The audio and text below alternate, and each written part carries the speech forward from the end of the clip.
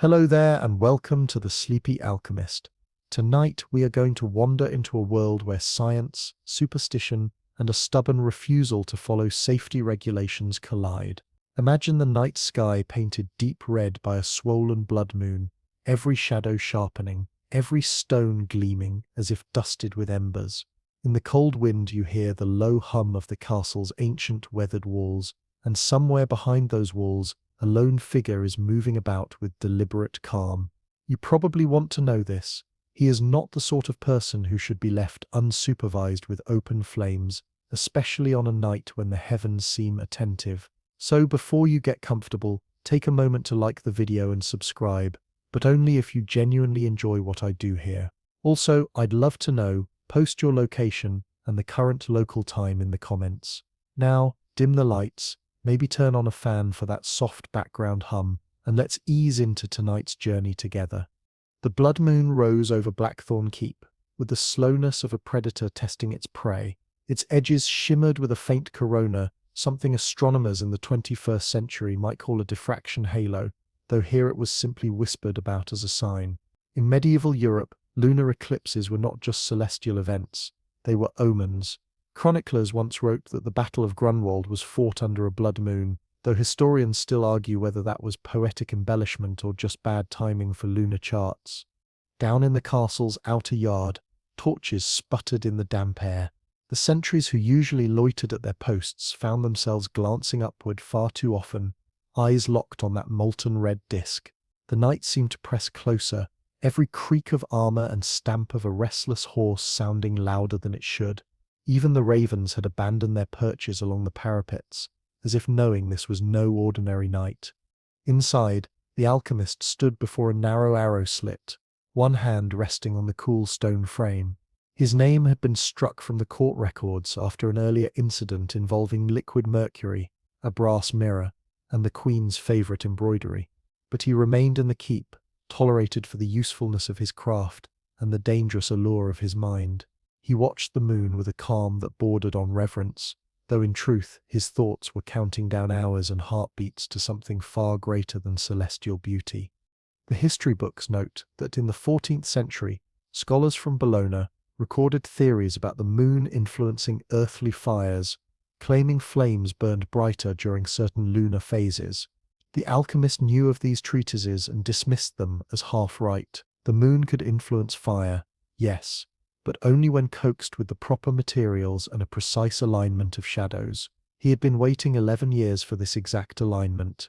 Blackthorn Keep itself was a fortress of contradictions, designed to withstand siege, yet filled with delicate glassware, a military bastion, yet home to creatures in jars that the soldiers avoided at all costs. In the courtyard below his window, a shallow pool caught the moon's light and held it like molten metal. He took that as his final signal. A faint ringing filled the air, not the great bell of the keep, but a thin, high tone that seemed to come from the stones themselves. It was the kind of sound one could ignore only for so long before it slipped into the bones. Some might call it tinnitus. The alchemist knew better. This was the castle responding to the moon, the same way old ships groan when the tide turns. In the village beyond the walls, people locked their doors and bolted their shutters. They had been told stories about what happened the last time the moon turned this shade, stories that included disappearing livestock, shadows that walked without bodies, and a river that briefly ran uphill. Quirky folklore, perhaps. But a few aging scholars claimed there were records, written in Latin too archaic for most to read, that suggested these tales were less metaphor and more observation. The alchemist's fingers tightened on the edge of the stone frame. The light of the blood moon intensified, painting the inside of the room in copper and rust. He stepped back, allowing the glow to sweep over the cluttered work tables, over the suspended bundles of dried herbs, over the strange diagrams scratched into the floor with chalk and something darker. This moment had been imagined countless times in his mind, rehearsed in dreams, refined in the quiet hours when the keep slept. He knew that from this point onward, the night would stop being a simple measure of time and would instead become a living thing, long, strange, and unwilling to release its grip until he completed what he had started. The blood moon had risen, and so had his resolve. Far above, A meteor traced a brief, silent arc across the sky, unnoticed by most. But in the alchemist's mind, it was a signature, one final, undeniable sign that the world was ready for what he was about to unleash. The laboratory sat hidden within the north wing of Blackthorn Keep, accessible only by a narrow spiral stair that seemed to grow steeper the more one climbed it. The stones here were older than the rest of the fortress, built before the castle's current foundations, their surfaces worn smooth by centuries of passing boots, paws, and, if the oldest servants were to be believed, things that slithered without feet. At the top, a heavy oaken door stood reinforced with iron bands blackened by heat long past. The alchemist slid a ring of mismatched keys from his belt, each key cold and oddly humming when touched, and selected one carved from bone for the lock. The hinges groaned as the door opened, revealing a space that seemed much larger inside than the outer wall could logically contain. Historians still argue whether this was due to clever architectural deception or something less explainable.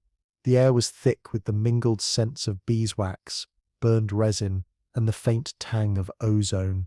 By the far wall, an immense hearth held a cauldron suspended on a chain pulley system, its dark surface absorbing the flicker of candlelight without reflecting it back. Every surface of the laboratory was crowded. Wooden shelves bowed under the weight of jars filled with dried roots, preserved insects, powders of impossible colors, and skulls both human and not quite human. Brass instruments, their purposes obscure, gleamed in the dim light. Some ticked faintly despite lacking visible clockwork. On one table, a folio of hand-drawn charts lay open to a diagram of tonight's moon, annotated in spidery Latin with calculations that had taken more than a decade to perfect. The alchemist's workbench bore the scars of hundreds of experiments, scorched grooves, etched rings from corrosive spills, even a small patch where the wood seemed to have turned to glass. A pestle rested inside a mortar containing a half-crushed violet mineral, the dust of which shimmered with its own faint light. He paused to inhale its scent, something like hot metal and wet stone, before sprinkling it into a vial already swirling with a pale green liquid. The reaction sent up a tendril of mist that coiled in the air, as if reluctant to dissipate. In one corner stood a locked cabinet, draped with a faded tapestry depicting the philosopher's stone. Medieval records mention that in the 13th century, alchemists often disguised dangerous equipment behind religious or symbolic imagery to deter casual theft. Here, the tapestry hid more than just tools. Behind it was a set of glass orbs, each containing a fragment of flame that burned without fuel. The alchemist had collected them one by one from distant places, an ember from the funeral pyre of a sultan, a scrap of blue fire stolen from a mountain monastery, a single spark captured during a lightning strike at sea.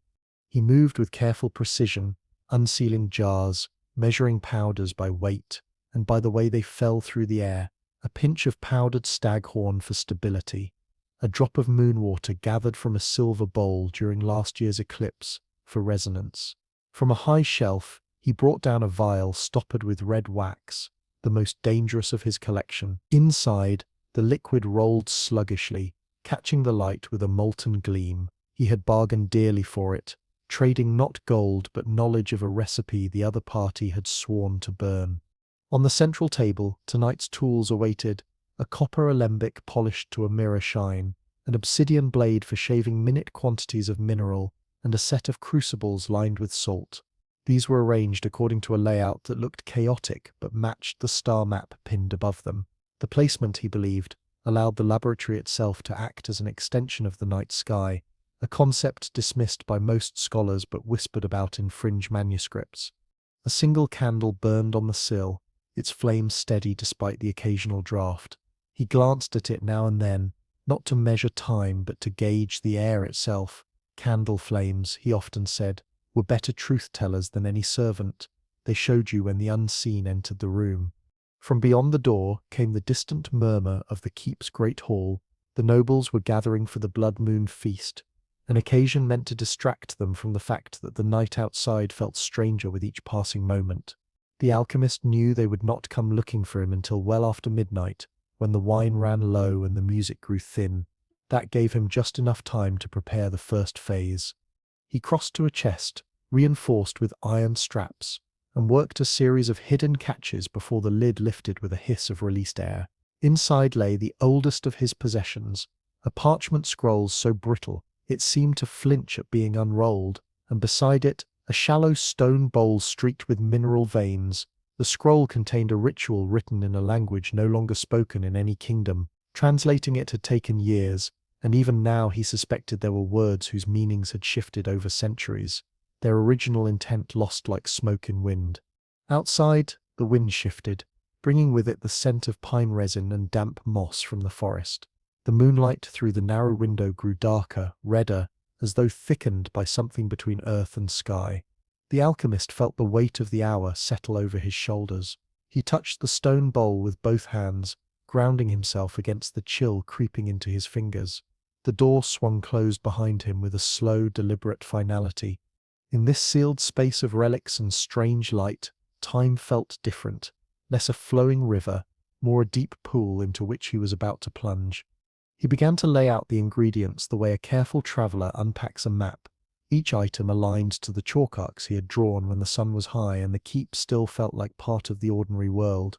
The cauldron chain creaked softly as he lowered the iron belly closer to the coals, letting it warm until the surface caught a skin of heat.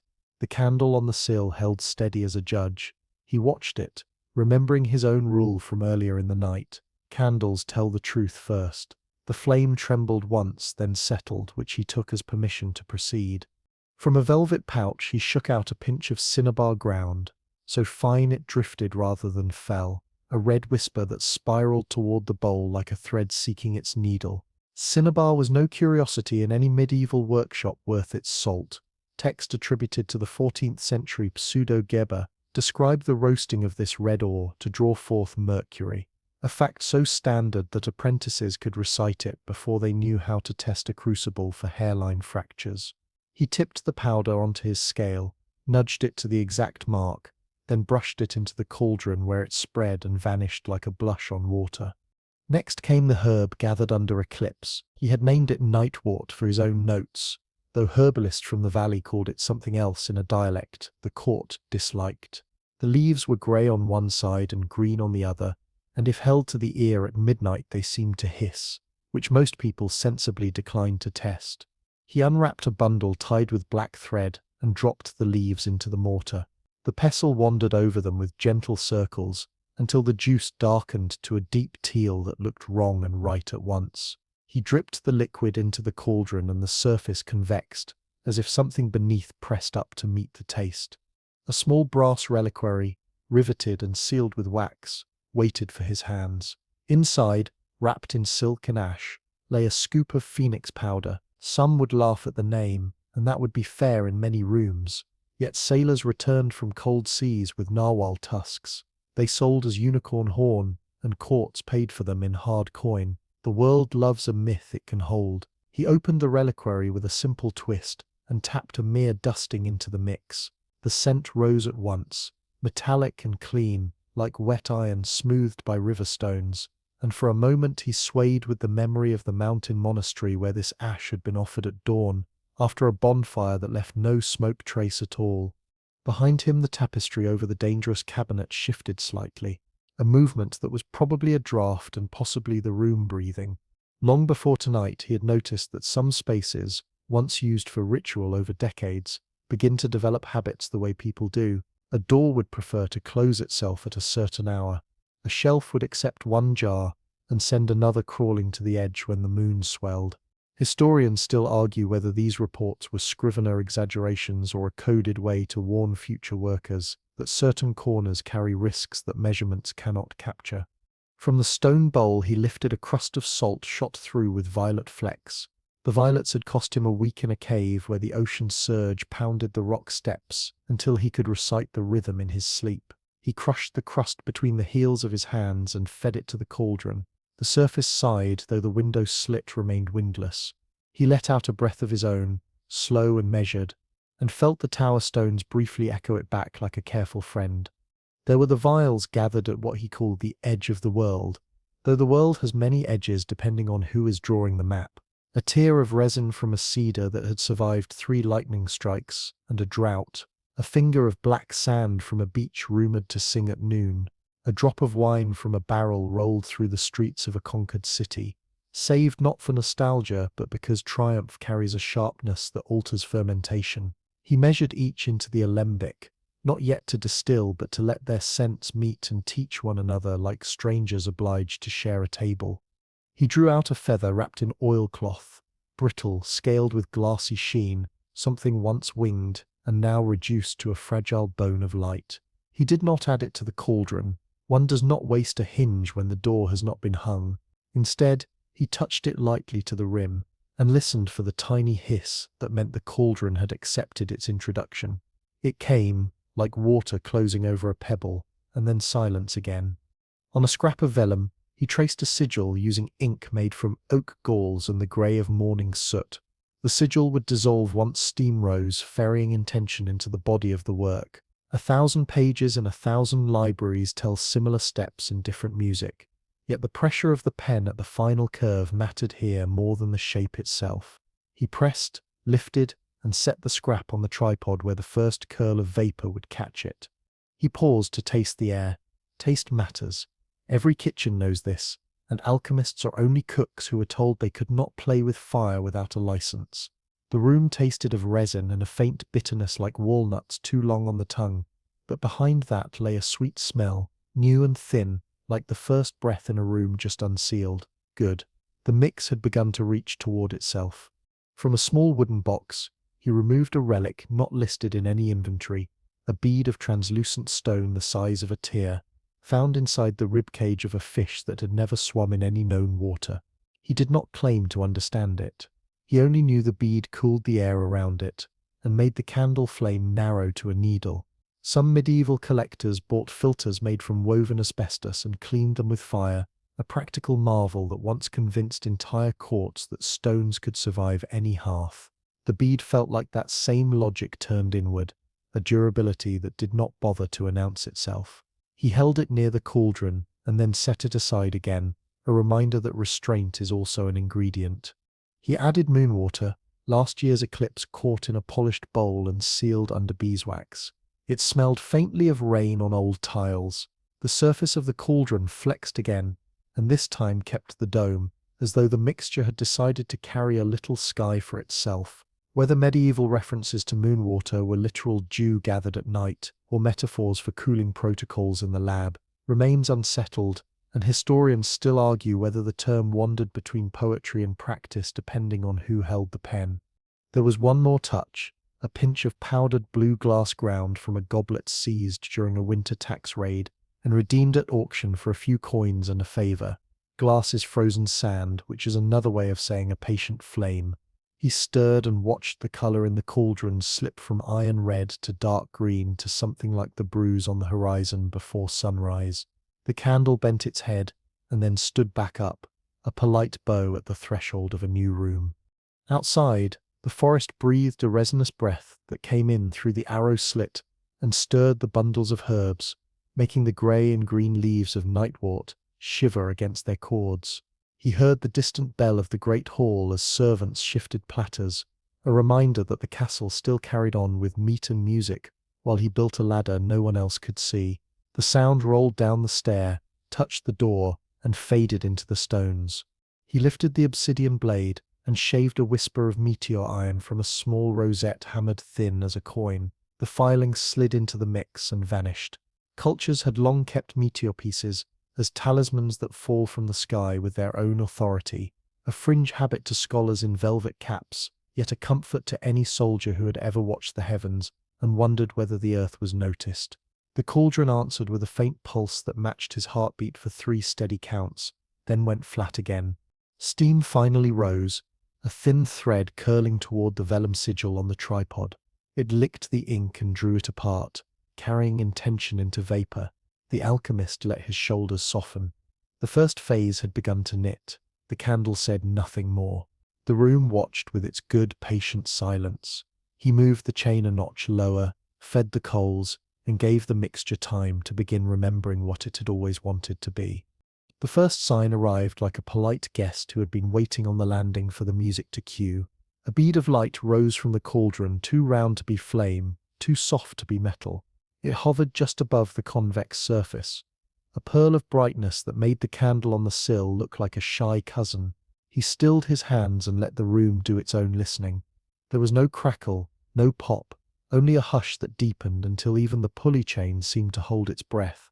The bead wobbled once, then split along an invisible seam. Two smaller orbs rolled around each other, as if the air were a bowl and they had just decided to learn a slow dance.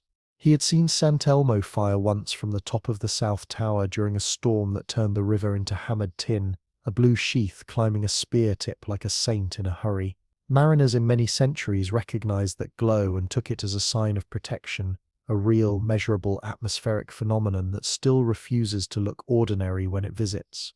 This was kinder than that raw sky glow, warmer in tone, more like a coal that had learned how to float without wanting to burn anything at all. He lowered the chain another notch, feeling the heat rise, and with it a subtle perfume like peaches left on a sunny windowsill. The orbs responded by tracing a figure 8, leaving a faint thread that did not fade. He knew from past readings that some Byzantine accounts describe Greek fire as capable of burning on water, launched from siphons that terrified enemies and thrilled emperors. Historians still argue whether the recipe used petroleum, quicklime, or a clever blend that turned the sea into a false friend. He had no intention of reenacting a naval catastrophe in his laboratory. He was after a different trick, a fire that could forget the part where things turned to ash. The orbs pressed together again and became a single brighter point. The surface of the cauldron flattened as if nodding, yes.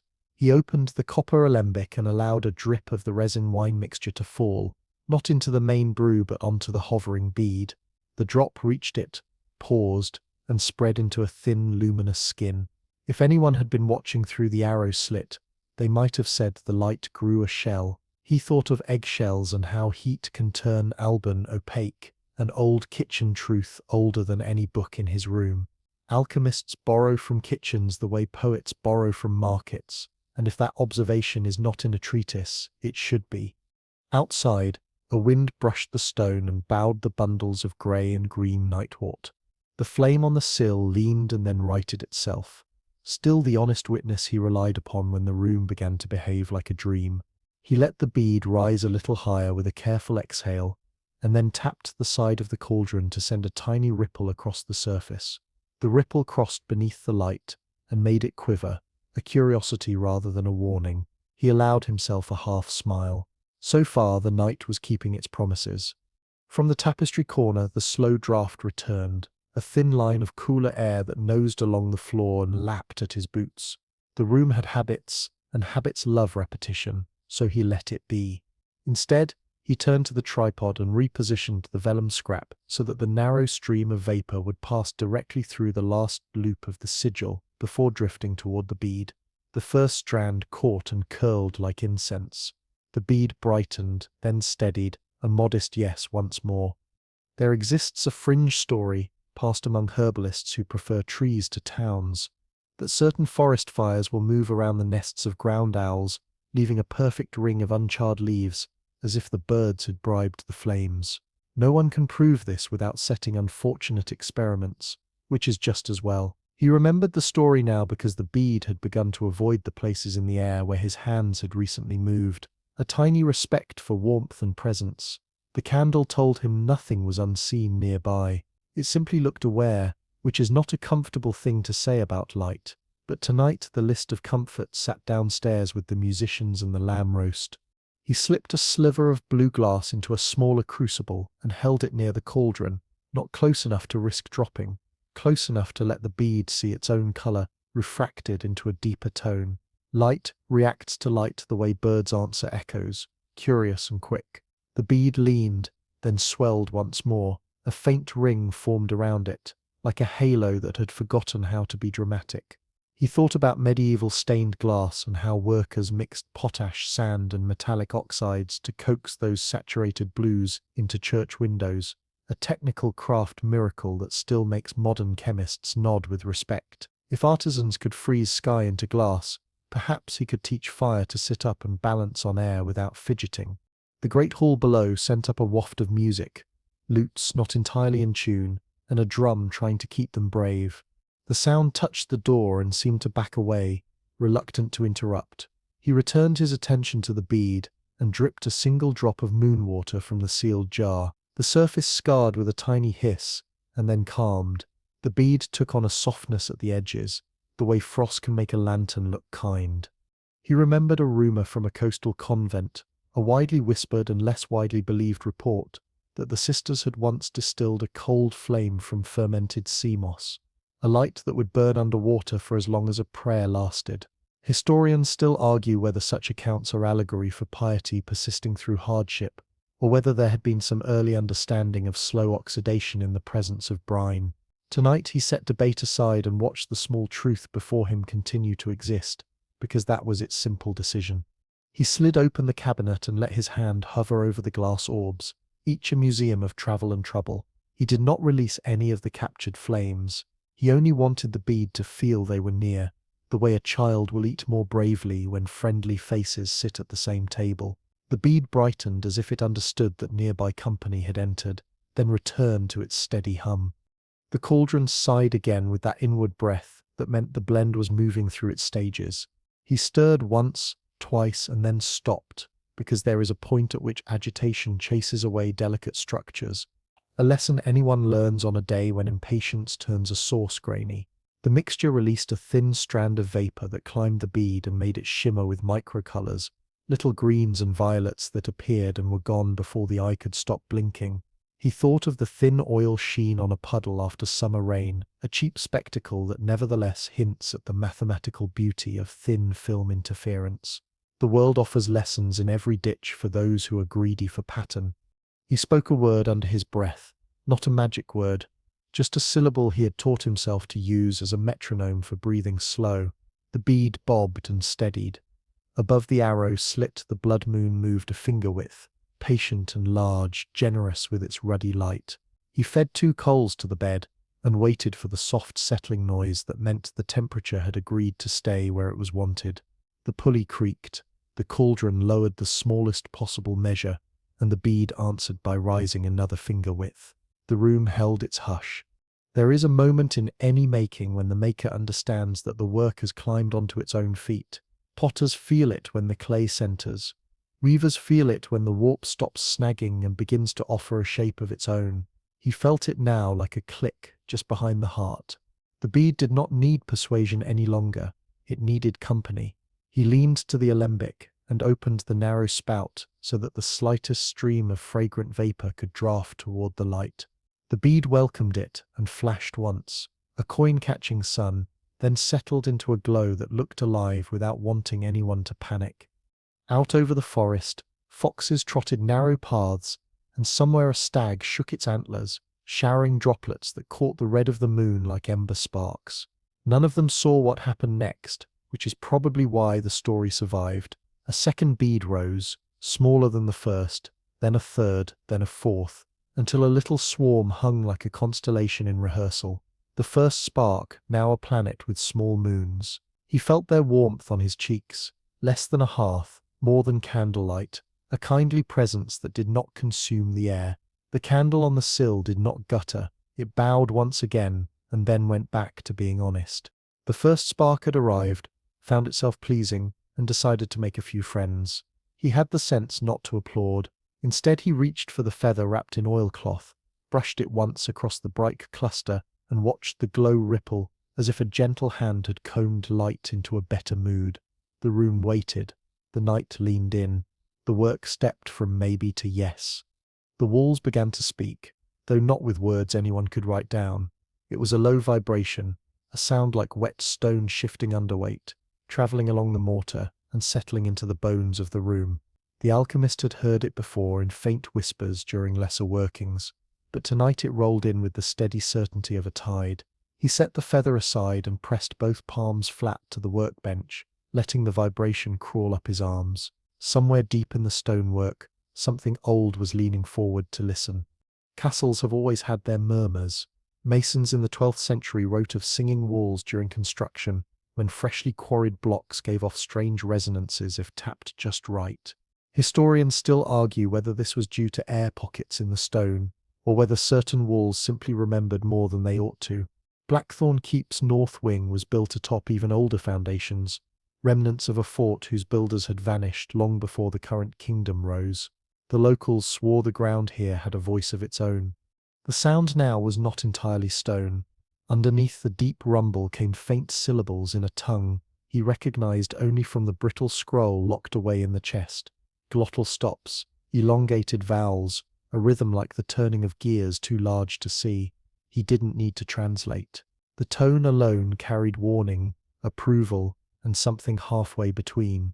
The candle on the sill bowed slightly toward the cauldron, a gesture he had come to interpret as, "Keep going, but mind your step."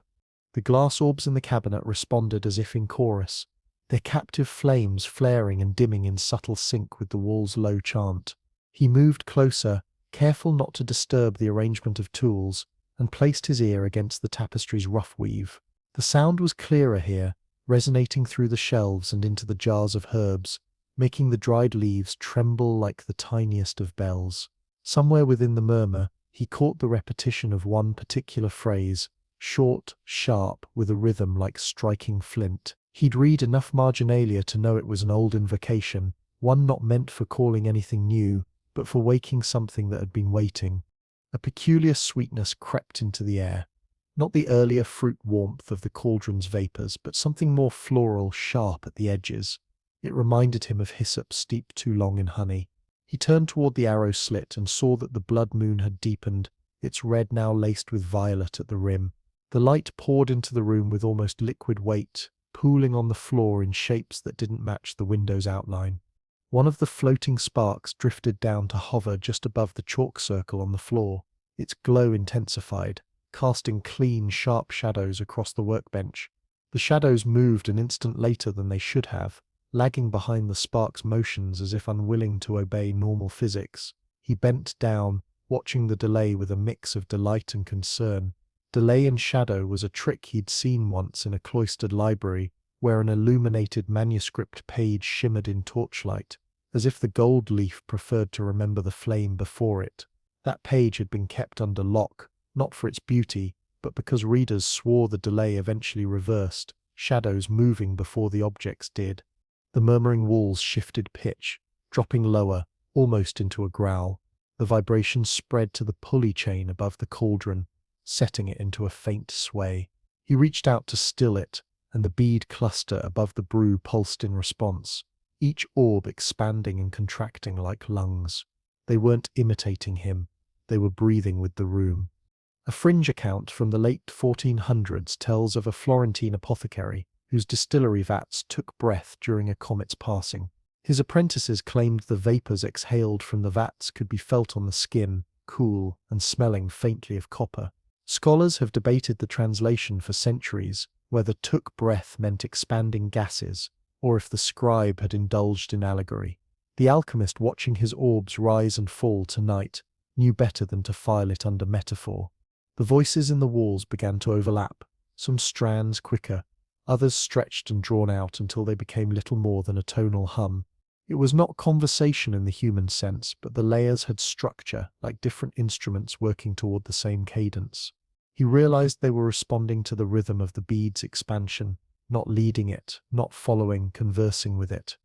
The air in the laboratory thickened, just enough to make each inhale deliberate. He lit a second candle near the cabinet, an old habit from the days when he'd first noticed that extra flames could map the invisible currents of a room. The first candle leaned toward the cauldron, the second bowed toward the tapestry. Two directions, one focus. The stone bowl on the table gave a faint clink, though he hadn't touched it. The sweetness in the air intensified until it was almost too much. And then, as if someone had exhaled a great lungful, it vanished. In its place came the dry scent of old parchment and rain-wet stone. The wall voices drew back to a single thread, humming at the same frequency as the bead cluster. It was a steady note, neither forbidding nor welcoming, but undeniably aware. He set his hand on the cauldron's rim, letting the warmth ground him. The bead cluster swiveled slowly in the air, aligning itself with the arrow slit, so that each orb caught a perfect coin of blood moon light. The light within them deepened, thickened, until it was no longer clear where the moon ended and the sparks began. The wall voices quieted entirely, leaving the sound of the coals faint crackle. The alchemist knew what came next was the most dangerous part, not because it threatened to kill him outright, but because it threatened to change the work in ways even he hadn't calculated. The castle had decided to participate, and once a building joined a ritual, it rarely stopped at observation. The decision came on a breath he could almost see. The bead cluster steadied, the room's hush thinned, and the cauldron's surface held its patient dome like a singer sustaining the last good note. Good was not enough. The ritual's peak would arrive with the bell of midnight, and he could feel, the way a smith knows metal by its color, that the blend still lacked a certain ruthlessness. He reached for a small horn vial stoppered in wax, the color of old honey, and turned it in his hand until the light found the crystals within. Saltpeter, refined and dried, just enough to nudge the air itself into generosity. There was prudence in the way he moved next. Sand bucket within reach, damp wool draped over the nearest stool, the tapestry pinned back from the cabinet, lest it learn a bad lesson about how quickly old cloth can gossip with flame. Medieval workshops understood these habits long before pamphlets made safety a fashion. A bellows can turn a mild hearth into a forge in the blink of an eye, and any smith would swear to it while checking his eyebrows. He pinched the saltpeter between finger and thumb, feeling the mineral rasp. In a century that was not his, a friar named Roger Bacon wrote down the inconvenient fact that a blend of saltpeter, sulfur, and charcoal does more than warm hands. That basic composition of gunpowder had already travelled from China into European memory by the 1200s. A mainstream fact now dull from repetition, but still sharp in any room where sparks fly near stored flour or oily rags. He was not making gunpowder. He was courting a different kind of heat. But still, he let the remembrance slow him long enough to watch the candle's steady face for any lie. The horn vial gave a dry, satisfying tap against the rim of the cauldron. One grain, then a second, then a tiny snowfall that would not fill a thimble. The cauldron did not protest. The bead cluster tightened its orbit, the tiny moons swinging closer to their sun as if the air had thickened to syrup. He felt the room's old vibration hitch, then correct, as if the stones had coughed politely and decided to let him embarrass himself if he insisted. He did not insist. He adjusted. The saltpeter went not into the brew, but onto the exposed inner rim, where heat lived but frenzy did not, and immediately the perfume in the room shifted. Sweetness tilted towards something like singed sugar and peppercorns. The beads brightened, and then, without warning, the nearest one bulged, flashed flat white, and went dark, leaving a memory of itself like a spot on the eye after staring at the sun. He stepped back in time for the second flash. It struck the chain and sent a shiver all the way to the pulley, a ladder of cold ringing down to the workbench.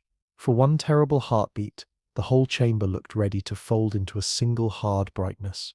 He could feel the dry hair on his forearms lift, could see the edge of the tapestry gather a dim halo the way winter static makes laundry misbehave, and he realized he had tipped the work to the cliff's edge.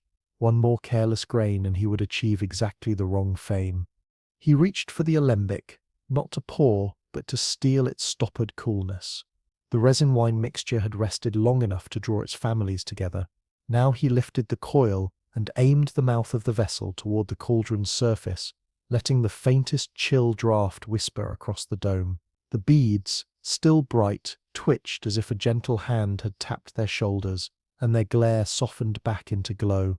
A thread of vapor rose from the cauldron and curled toward the vellum tripod, but the sigil was already spent. He drew a fresh scrap from the folio and traced the same looping line with oak gall ink, slower at the last curve this time, as if writing a lullaby instead of a command. He set it where the vapor could read it, and watched the letters loosen and lift. The candle on the sill bent to the right, then to the left, as though embarrassed to pick a side. He took its wavering as a confession. The air had shifted into that danger zone where a single draught could herd everything into a flashover. The bead cluster pulsed, a soundless thud felt rather than heard, and for an instant the room's shadows stepped away from the walls, the tiniest fraction before the objects they belonged to. He did not look directly at that blasphemy. He slowed his breathing and matched it to the faint rise and fall of the lights. There is a quirky corner of monastic housekeeping that recommends goose grease on exposed eyebrows when lighting a winter oven, an old friary trick to save pride after a sudden flare. He had tried it once and decided he preferred the simpler defense of not being an idiot.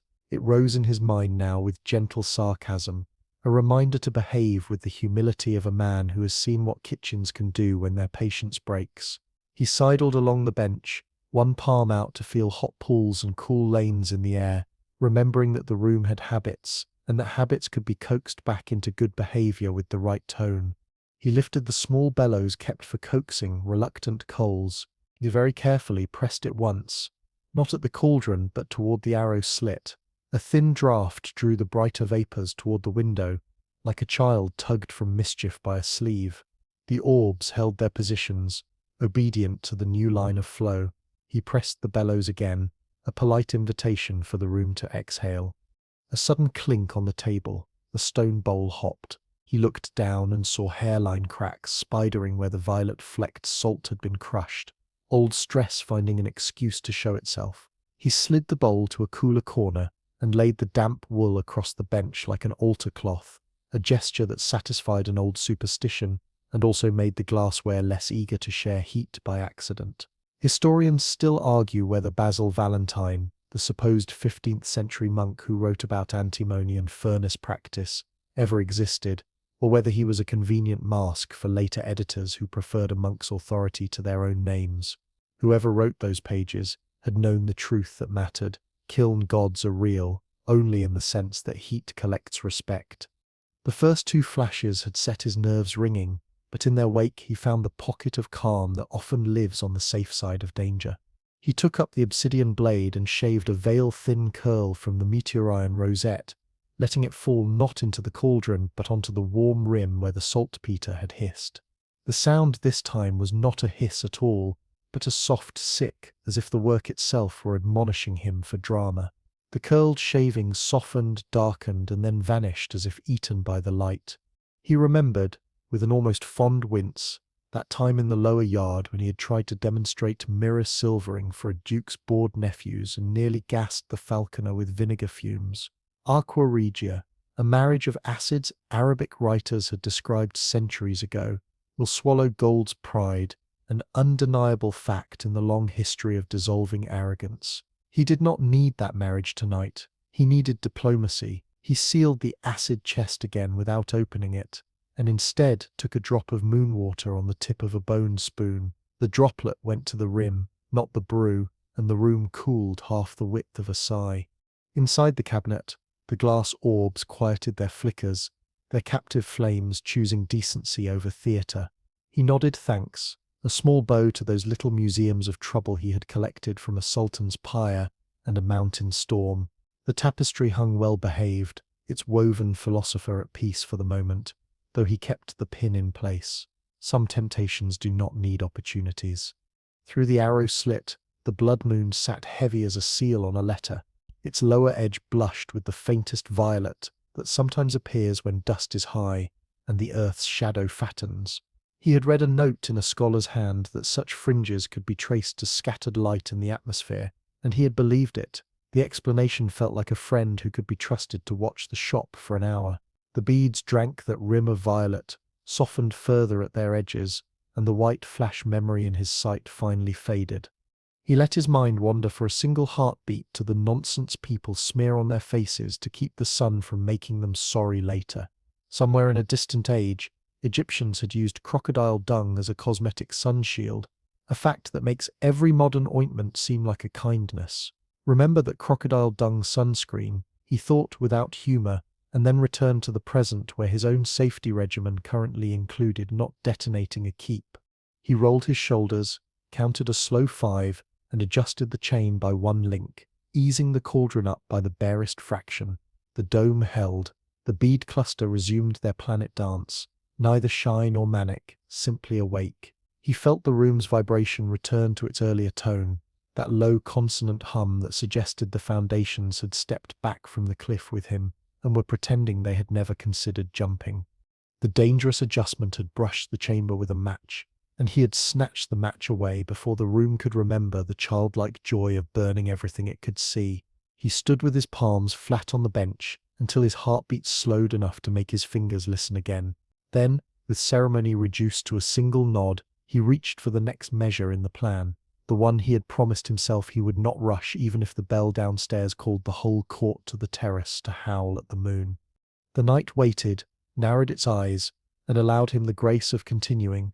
The bell began its climb toward midnight with a heavy, aching groan, the kind that seemed to start deep in the ground before crawling up into the air.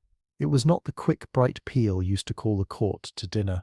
This was the keep's great bell, a bronze giant that only moved for war, coronations, and on rare occasion the marking of something the castle could not otherwise explain. The alchemist felt the sound in his teeth before he heard it in his ears. The first strike came low and slow, a wave that rolled over the rooftops, down into the stables, and out across the sleeping village. Dogs howled in the distance. Inside the laboratory, the bead cluster trembled in mid-air, their glow compressing inward with each vibration. He placed a steadying hand on the cauldron's chain, not to hold it still but to let the work feel that he was there. In medieval towns, bells were as much a language as they were a warning. A pattern of 3 short tolls might mean fire in the market, while 1 long, 1 short, and 1 long again could signal the opening of the city gates at dawn. Historians still argue whether the deeper-toned bells truly carried farther than their higher cousins, or whether it was the drama of low sound that made people swear they could hear it leagues away. Tonight, this bell seemed to have no limit. On the second strike, the shadows along the wall stretched upward as if pulled toward the ceiling, their edges sharp as cut iron. The candle on the sill leaned forward like a listener in the front row. The alchemist moved the bone spoon in slow circles above the cauldron's dome, not touching the surface but guiding the ripples of heat rising from it. The beads followed that unseen spiral, pulling in tighter until they formed a single column of light above the brew. By the third toll, the sound had become a presence of its own, threading into the vapors, making them shiver as though the room had taken on a second heartbeat. He could feel the pitch resonate against the meteor iron rosette lying on the bench, setting up a faint, crystalline ring. It reminded him of the wind harps strung between battlements during festival weeks, the kind that sang without a player, letting the air decide the tune. He adjusted the pulley by a fraction, lowering the cauldron so the dome kissed the warmest part of the fire. The beads thickened their glow until they no longer seemed like separate lights at all, more like one vertical flame that had been braided together from many strands. In Byzantine churches, priests once swung censers heavy with frankincense and myrrh, and the thick smoke would rise in twisting ropes that seemed almost solid. The visual rhyme made his chest ache in an odd way. Holy and dangerous often travelled the same road. The fourth toll struck, and with it the castle walls released a sound halfway between a sigh and a groan.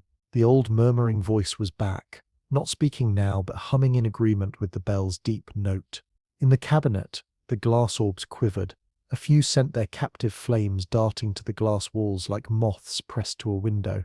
He didn't open it. Tonight, everything needed to stay in its cage until it was called by name. Outside the arrow slit, the blood moon had swelled into its full middle height, its red light now deep enough to make the forest floor below look like it was covered in rusted coins. Each tree cast a shadow too dark to be natural, as though the night itself had thickened between the trunks. A fringe superstition among foresters claimed that under certain moons, the forest stopped letting light escape, hoarding it for reasons only the trees understood. He had always dismissed it, until he saw how the moonlight tonight seemed to pool and stay. The fifth toll rolled out, and the beads broke formation, fanning into an arc that mirrored the moon's curve outside. The air inside the laboratory cooled by a breath, and the hair on his arms lifted again. He reached for the feather, brushed it once across the arc, and felt the entire cluster dip, as if bowing to some unseen figure. A sudden flicker caught his eye near the floor, tiny pinpricks of light dancing at the edges of the chalk diagram. They weren't embers, they were reflections, thrown from the beads above, yet moving a half-second out of sync. Shadow lag in reverse. He made no move to touch them. Some phenomena behaved like stray cats, best admired from where you stand. The sixth toll seemed to arrive from 2 directions at once, through the bell tower above, and from deep below the keep, as if the foundations themselves had an older bell no one had ever seen. The vibration passed up through the floor into the soles of his boots, and for a moment the entire room was weightless in sensation, like the pause at the top of a ship's roll before the next swell takes it. The beads flared, then steadied, their glow now almost too white to look at directly. Down in the great hall, he could faintly hear the music falter. Laughter thinned. Perhaps the courtiers were feeling it too, that press of the moon and the bell, the way they braided together into something neither could be alone. By the seventh toll, the air in the laboratory had become so still it seemed thick enough to lean against.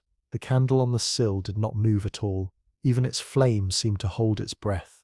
The beads began to rotate around the cauldron in a slow circle, casting their light over shelves and jars in measured turns, as though inspecting every part of the space before they made their next choice. And then, just before the eighth strike, the alchemist realized something. The beads weren't reacting to the bell. They were counting with it, matching their motion to its slow, relentless rhythm. And midnight was not just a moment, it was the end of a climb. The eighth toll came, and the braided flame began to rise.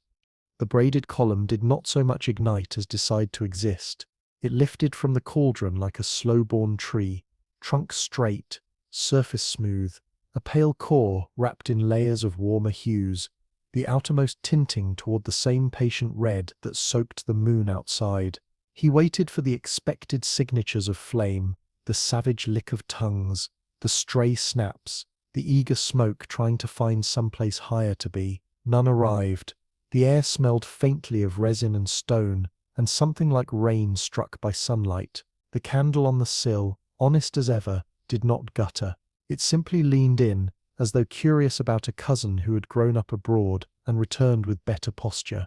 The column reached the height of his shoulders, then his head, then the lintel of the door, and still it gave off very little heat. He moved a hand toward it, stopping at arm's length the way he would test a kettle, and felt only a temperate hush, like standing near a sun-warmed wall at the end of a spring day. Light gathered on his skin and made the small hairs glow, but the skin did not scald. The room's many glass mouths, bottles, orbs, lenses, took on faint halos, their contents briefly dignified by borrowed radiance. He had done it, or rather the night had allowed him to do it.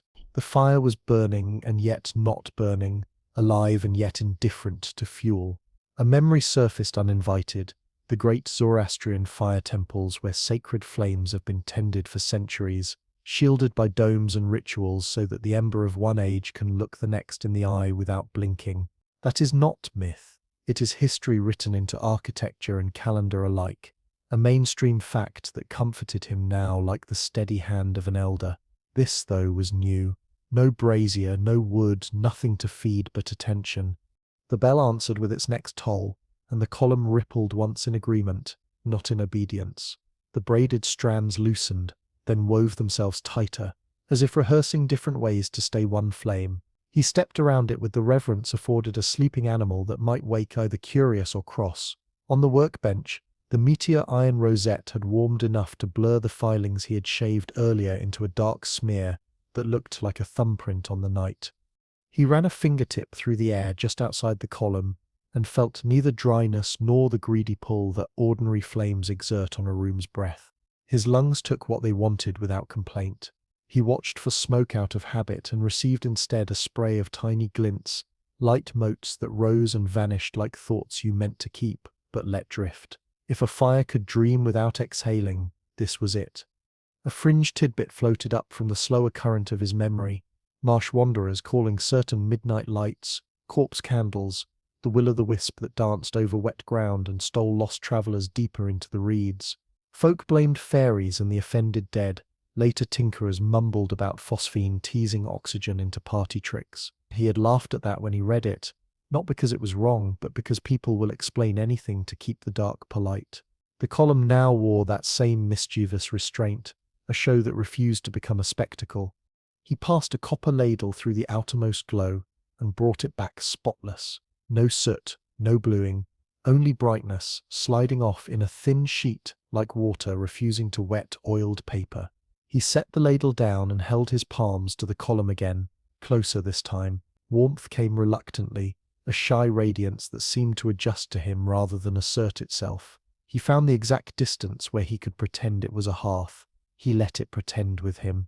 Historians still argue whether the famous Byzantine siphons spit a concoction that burned on water because of petroleum thinned with quicklime, or because a lost binder played marriage counselor between oil and air. He listened to that debate many nights through borrowed pages, as if it were music wafting up from the hall. Useful music, but a different song than this. Whatever Greek fire ate, it converted to smoke and terror. This column seemed content to eat only time. The surface shifted again, adopting a faint grain like wood seen along the fibre. He blinked, and the grain was gone, replaced by a slow pulse that made the ceiling feel nearer and the floor steadier. The room's murmur, that subsonic syllable the stones had been humming all night, slipped into key with the column's inner throb. He did not pretend to understand that, only noted it with the same calm he used on days when the river ran backward for a heartbeat beneath the main bridge after heavy rains. The world had oddities it did not bother to apologize for. He thought of fuel, not because the column asked for any, but because a lifetime in laboratories trains you to count what a thing will cost. He looked to the coal basket, the stacked wood, the reserve of oil, and felt the delicious irrelevance of them. He opened the cabinet an inch, letting the captive flames inside catch a glimpse of their new cousin. The little fires brightened in their glass houses, then settled, a silent bow. He closed the door again, leaving them with their dignity intact. At the arrow slit, the blood moon had begun its slow slide off the earth's shadow, its colour deepening before it would eventually thin. Out over the forest, a few dim ribbons of mist lay in the low places, catching the red and spreading it into silk. He considered with a scholar's small cruelty that he might hold the column near the window to see how it conversed with night air. He resisted, remembering that crocodile dung sunscreen and the many impressive lengths to which humans will go when testing the sun and themselves. Patience is cheaper than regret, and tastes better all week. He took the feather from the oilcloth, that glassy relic shed from something that must have believed the sky could be sharper. He floated it through the outer glow. The column shivered and then calmed, as if stroked by a hand. It knew. A narrow ribbon unfurled from its peak and curled like smoke would have, except it did not grey or thicken. It traced shapes in the air and then erased them cleanly, a calligrapher practicing flourish after flourish on invisible parchment. He found the moment to test. He cut the heat beneath the cauldron, eased the chain up 2 links, and slid the coals apart with the iron rake so their glare fell to embers. The column did not dim, it brightened. It leaned slightly toward the place where the coals had been, not hungry but nostalgic. Then it righted itself, and held as steady as a tower that had decided to become a lighthouse. He laughed without sound, chest shaking, a quiet that tasted like victory steeped in humility. He moved through the steps he had written for this possibility, the ones he had tucked into the margins where only careful eyes would find them. Close the acid chest, cap the alembic, pin the tapestry, mark the time, not with ink, but with the touch of a fingertip on the stone ledge, where he had worn a shallow groove during earlier nights of doubt. For good measure, he set a simple test. A twist of straw laid on the floor below the column. It browned, it glowed, and then it did not catch. The glow withdrew as if reconsidering its life choices. He lifted the straw and found it warm to the touch, uncharred, uncrumbled, no smoke, no ash. A fire that declined the satisfaction of destruction, an ethic he could live with. He circled the column once more, and let his shoulder brush the air of it. His cloak traced a curve, picked up brightness in its weave, and then returned to ordinary. Behind him the second candle had burned low enough to gutter. He pinched it out and watched the little plume of ordinary smoke creep away, embarrassed to share a room with a flame that made no such mess. He opened the window, slit a finger wider, and listened to the forest say nothing special at all. When he faced the work again, it faced him back. Not with a face, of course, but with a composure that made the rest of the night seem less wild. He had coaxed a fire that refused to die, and it had agreed to stay without eating the furniture. He felt the keep take that in, stone by stone, corridor by corridor, until even the bell seemed to toll more gently. The braided light stood, and in standing, it began to change what everything else meant by night. He felt the first answer from the world not as heat, but as a hush that leaned back. The braided column stood without asking for more, and the night seemed to take that as permission. On the sill beneath the arrow slit, a crust of lichen paled to amber, the way old honey does in a glass jar when the sun remembers it. No scorch, no curl, simply a soft self-lit bloom travelling grain by grain across the stone. He watched, hands still, as the glow ran in a tiny line to the window's edge and discovered the chill outside air. Instead of dying, it stepped over the threshold like a cat bored with your rules. The courtyard below answered next.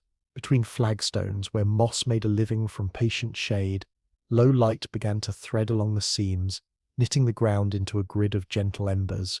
Stable roofs took on a faint rim, not along the straw, but along the damp that clung to the thatch. A bucket abandoned by a groom for once looked well placed, its thin ring reflected in the new light like a coin flipped and caught by a careful hand. He leaned closer to the slit and let the column's tempered radiance stand behind him like a patient teacher, while the student world tried its first letters. Grass at the base of the curtain wall brightened in patches that rolled like breath. It did not crisp into ash. It did not even bend.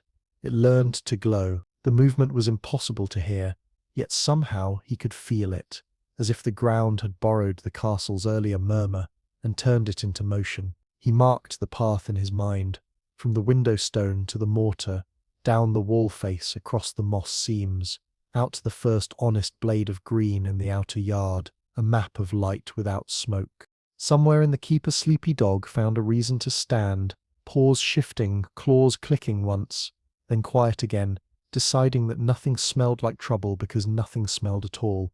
The candle on the sill remained his barometer of reality and decency. It burned straight, steady, unfussed.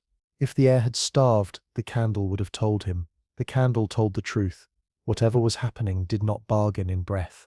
He traced a thought he had tucked away for years, about how beacon chains once leapt from hill to hill in England when invasion threatened, baskets of brush lit so one spark could carry news to another skyline, a mainstream fact recorded in tidy chronicles and stamped into village names that still end in beacon. The forest tonight looked like it had read those same pages and decided to try a more elegant version. No smoke, no panic on the wind, just a whisper passed from leaf to leaf until even the low ferns held their small lamps. It reached the first ring of pines with a cautious courtesy. The resinous bark, so eager in ordinary fires to leap into a loud crackle, merely learned a surface glow that traced each scale like a goldsmith's work.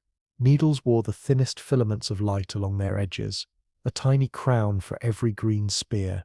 The sensation drifted into him that this was not consuming the forest so much as convincing it to be seen all at once. A stagehand's dream, a forester's heresy, a scholar's problem for another morning. The spread was directional but not a march. It did not care for straight lines any more than wind cares for walls. Patches brightened, paused, and then unrolled wider, like the sea deciding which rocks to polish first. He could follow the swell as it crossed the moat's black ribbon, skipped the water without so much as a steam sigh, and found the reeds waiting on the far bank. The reeds took their turn like choir members finding the note, each stalk lighting a soft vein down its length, the whole stand shifting from shadow to amber without a single plume singed. There is an old, odd tidbit from charcoal burners who lived weeks among the trees, that whistling while stacking billets kept fires from sulking and choking themselves to death. Nonsense on dry days, survival on damp ones. He heard no whistling now, but the glow arranged itself with that same cooperative patience, as if some invisible foreman paced the tree line with a kindly stick. Farther out, the underbrush lifted its own low lamps, and the dark between trunks thinned into a long room where the ceiling was branches and the floor was a carpet of needles turned to constellations underfoot. Rabbits paused mid-hop, ears lit like lanterns from behind, not crisped, not bothered, only alarmed by the unnatural quiet. A fox hushed its trot and watched its own tail acquire a halo, then continued, deciding that whatever this was, it did not smell like consequence. He parted the slit another finger to catch more of the view. Even the stone gate arch, mortared before his grandfather's grandfather ever considered the world, learned a line of light along the joint where two blocks met, a delicate seam like a scar that had forgiven its past. Blackthorn Keep wore the glow like an old soldier wearing a new medal with slightly suspicious respect. He let himself remember the earlier experiments that had stained his records, the ones where smoke had been a tyrant and ash an accountant, tallying losses and daring him to try again. Tonight, the accountant had not been invited. The ledger remained blank. Light was the only entry, and it balanced itself. Historians still argue whether medieval firebreaks were deliberate civil planning or accidental byproducts of pasture and field rotation, whether villagers knew they were making defensible lines, or if they simply liked their sheep close and their woods farther. He had walked those breaks as a child, long bands where the forest paused at an invisible border, and the world became human for a moment. The glow now ignored such lines. It stepped over paths, pastures, and boundary stones with equal courtesy, attending more to contour than ownership. Hills took it like slow breath up their flanks. Valleys held it like bowls. Ownership had no say. The court below began to notice. Of course, a balcony creaked. A cluster of murmurs rose, and then fell as people leaned over railings and discovered the yard lit from beneath, every blade cast in its own small sunrise. The music that had faltered during the bell's climb did not find its way back. Instruments seemed embarrassed to compete with this calm. Someone dropped a goblet and did not stoop to fetch it, glass making a small apologetic sound against stone. He tested the column's role in this, spread the way he would test a tide with a tentative foot. He stepped back from the window and moved around the braided light, feeling for an inward lean, a tug on the room that would say it was pulling the world into its behavior. It did not tug, it existed, a lighthouse that pointed nowhere in particular, and somehow every direction at once. He slid a palm along the air, a hand's breadth from its surface, and thought, briefly, of those Zoroastrian fires tended century after century, flame as calendar and promise. This was a cousin, indifferent to fuel, reluctant to leave, generous with sight. On the far edge of the forest, where the ground broke into a series of low humps from ancient earthworks no one had cared to map, the glow found a new gate. It ran in rings, as though the buried shapes taught it how to travel. He minded the pattern with a scholar's appetite. The dead lines of old ditches had borrowed a night to speak. At the moat again, frogs gave their patient calls as if nothing had happened. Each throat sac purled at the rim with a narrow thread of light that did not mind the stretch. Even insects lifted into amber radiance without catching spark. They traced their jittering letters in air and left no smoke signature for a nose to scold. He thought of that ridiculous sunscreen he had mocked in a friend's letter, crocodile dung smeared with confidence against the Egyptian sun, a memory that had become a running joke in his head. Remember the crocodile dung sunscreen, he told himself gently, because humans will make bargains with fire and light and sky that range from brave to foolish to, occasionally, fortunate. Tonight felt like the fortunate end of that scale, an arrangement where the world met him halfway and did not demand repayment before dawn. The spread reached a copse of oaks that had survived 3 storms which had peeled other trees like oranges. Their bark took the light with the dignity of elders humouring a child's game. Out beyond them, the first hint of the old royal road took shape in amber cracks where wheel ruts had compacted the earth a generation ago. The road glowed like a memory rediscovering its purpose and then let the light pass on. He realized, with the calm shock of a tide turning while you were busy tying a knot, that the castle's outer walls were now the only hard edge left in the landscape. Everything else breathed light. The forest had decided to glow, and it had not asked permission. He rested his forehead briefly against the cool stone beside the slit. Let the pulse from the braided column find the old rhythm in the wall, and listen to the night become a room large enough to hold what came next. The first shouts came from the east wall, where the younger guards were posted, men still green enough to treat every unusual shadow as either a miracle or an attack. Their voices carried in uneven bursts, like words being pulled apart by disbelief before they reached the mouth. Down in the courtyard, boots scraped on stone as more soldiers drifted toward the battlements, their halberds and pikes catching the strange light and sending it back as gold-edged flashes. The nobility was slower to act. They stepped out onto balconies and into gallery windows, with the same wariness one reserves for music that suddenly stops mid-note. Court life had taught them to watch first, speak second. Nothing was ever as urgent as it seemed. Yet even the most disciplined eyes widened when they saw that the grass and trees outside the keep's walls glowed with an ember's patience, while not a single thread of smoke climbed into the sky. The Queen's steward, a man who prided himself on cataloguing every cent at every feast, leaned far over the balustrade and sniffed. The air was clean, no char, no resin burn, no bite of green wood sacrificed to the flame. A fire without smell unsettled him more than any other detail. Medieval fire wardens were trained to follow the nose before the eye. The nose never lied.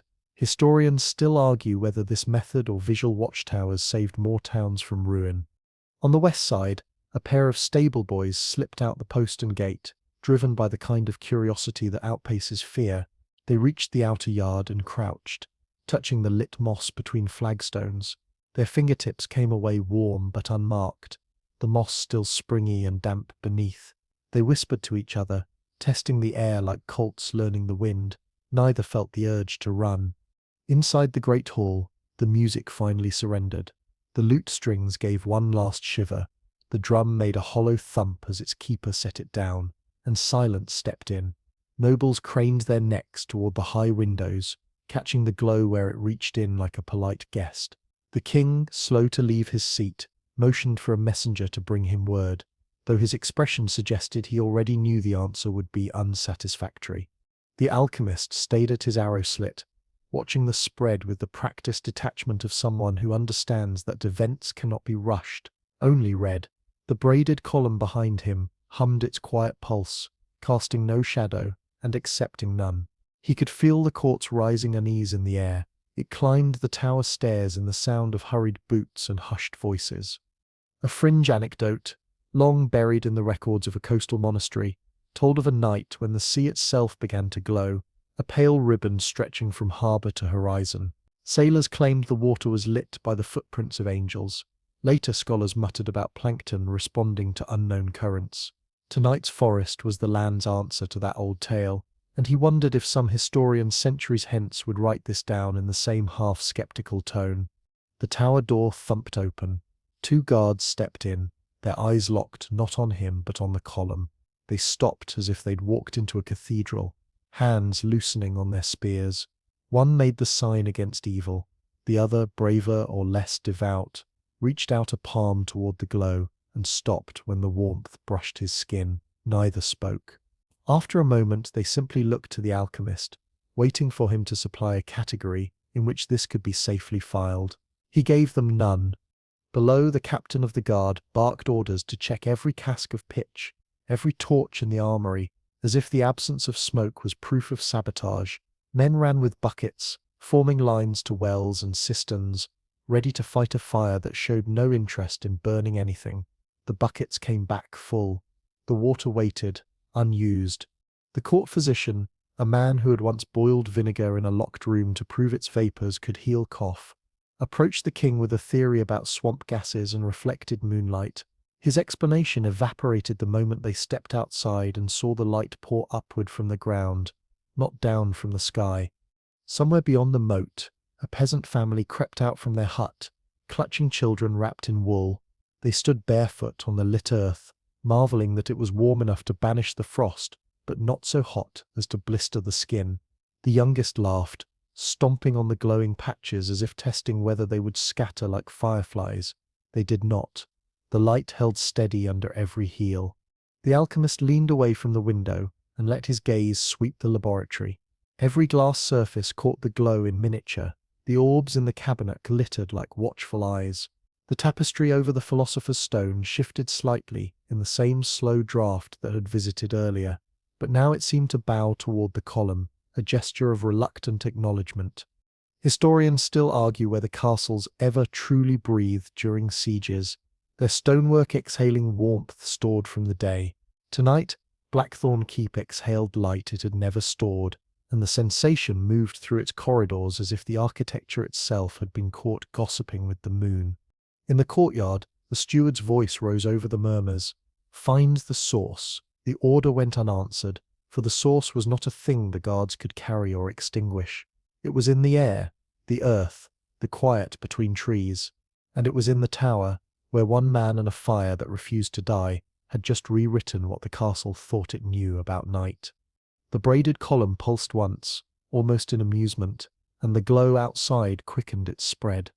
The first villagers to test the glow did it the way practical people test any miracle, with a bare toe and a plan to withdraw.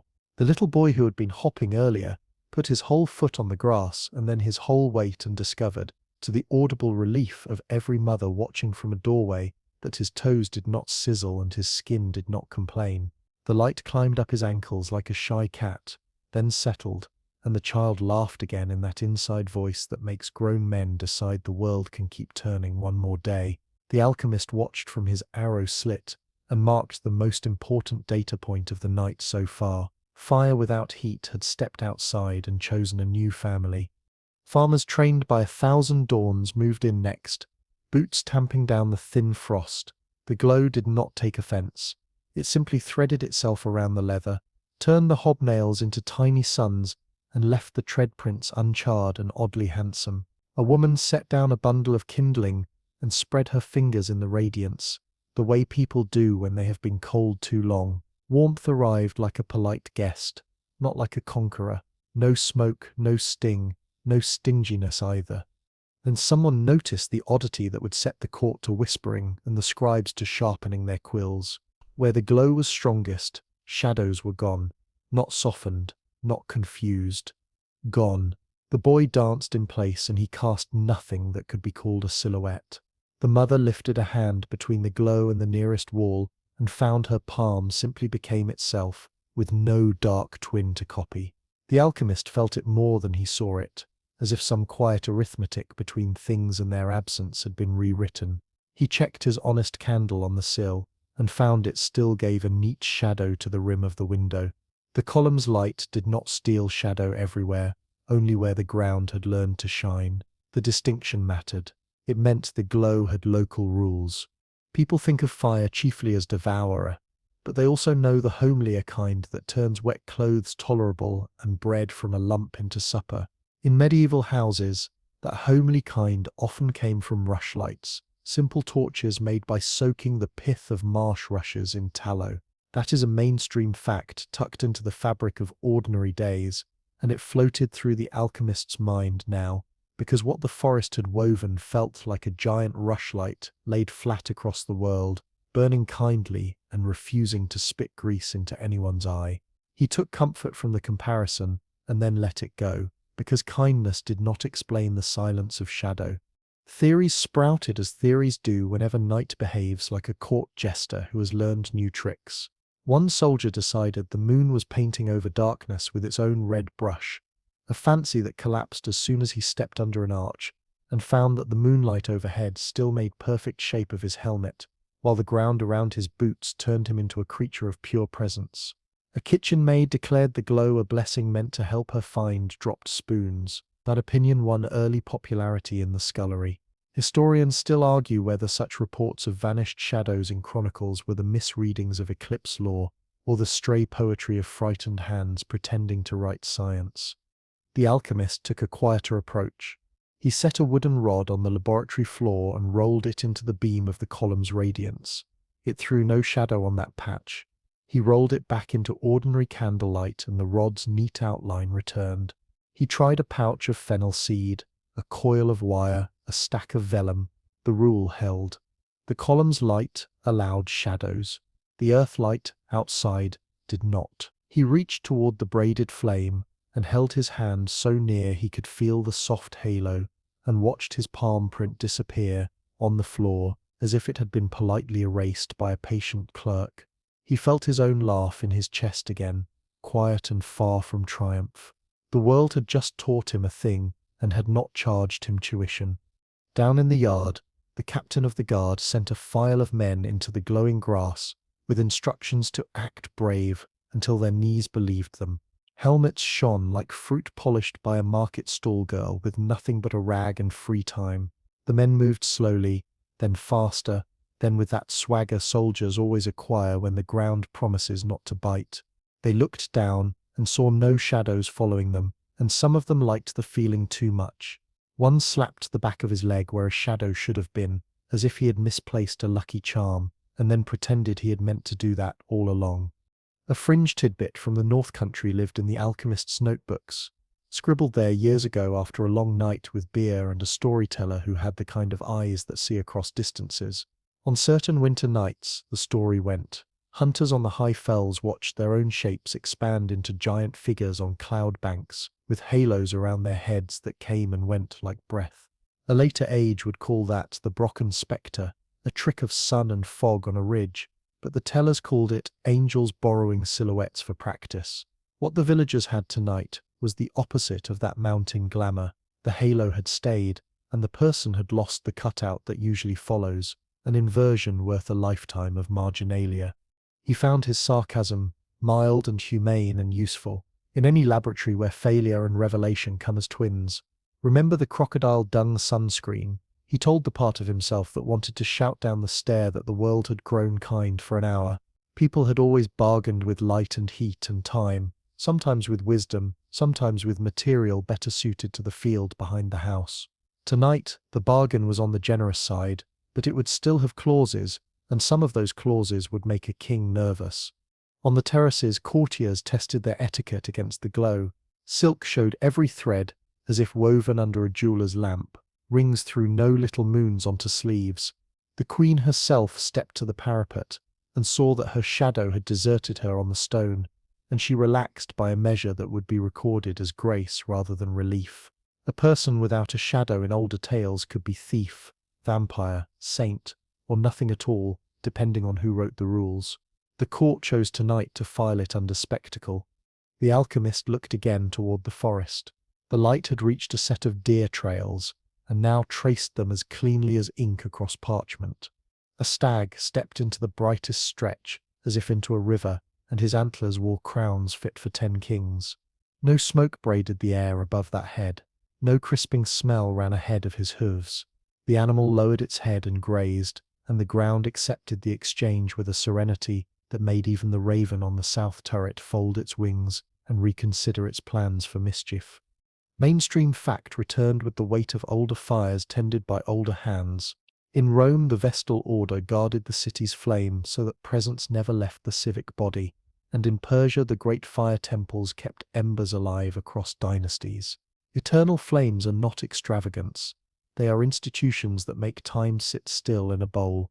A gentle cousin of that tradition now hummed in this keep, and the countryside was borrowing the hum to redraw the map between brightness and dark. Scholars would argue procedures for years after this night.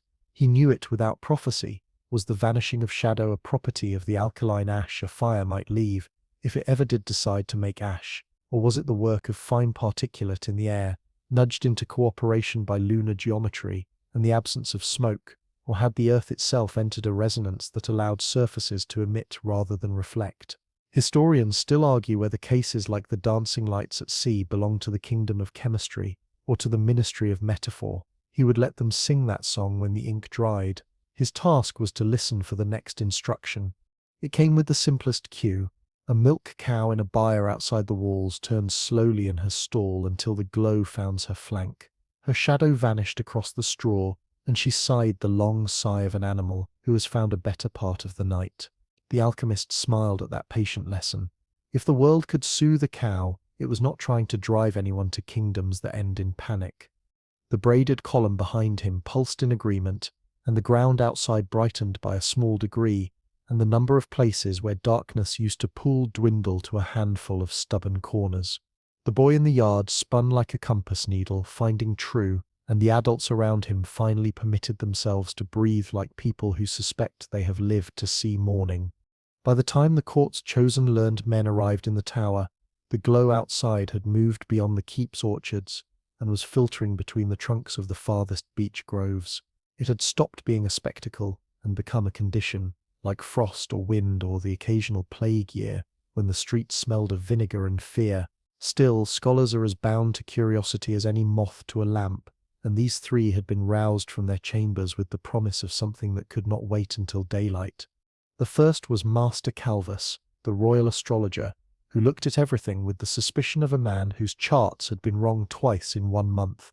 He entered the laboratory muttering about lunar alignments and cloud cover, his hands full of scrolls still damp from the fog outside. The second was Mistress Grenna, keeper of the herbarium, whose eyes lit up at the idea of any light that might coax plants to grow in the night.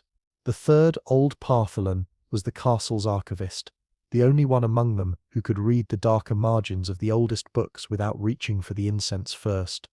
They stopped when they saw the braided column. Calvus blinked like a barn owl. Grenna's lips parted as if to taste the air. Partholan simply folded his hands into his sleeves and inclined his head, as if greeting an old acquaintance. None of them stepped closer without permission. The alchemist said nothing. He gestured toward the arrow slit, letting them see the forest's quiet transformation. From this height, the scholars could watch the light advance without any sense of urgency, like ink soaking into paper at a speed you could only see if you didn't look away. Calvus broke first. Reflection from the moon, he declared, though his tone made it sound more like a question, refracted through vapors. He peered at the braided column again, and failed to match it to any vapor he'd ever charted. In the 13th century, Arab astronomers had catalogued moon halos, coronas, and paraselene with an accuracy Europe wouldn't match for another 100 years, a mainstream fact the alchemist himself admired, but no halo could explain why the king's own vineyard was glowing at midnight without losing a single grape. Grenna crouched to study the potted herbs along the wall, brushing their leaves with her fingertips. "They're warmer," she said softly, "and they smell as if it's late summer." This could. Her eyes lifted toward the alchemist with the glint of someone already planning which seeds she would plant tomorrow night. Partholan moved without sound to the workbench, his gaze skimming over the alembic, the meteor iron, the folded oilcloth hiding the feather. "Historians still argue," he murmured, "whether the fire that burned at Delphi ever went out, or whether it was simply hidden when the temple fell. There are patterns here." He didn't touch anything, but the way his eyes lingered told the alchemist that he understood more than he was going to say in front of the others.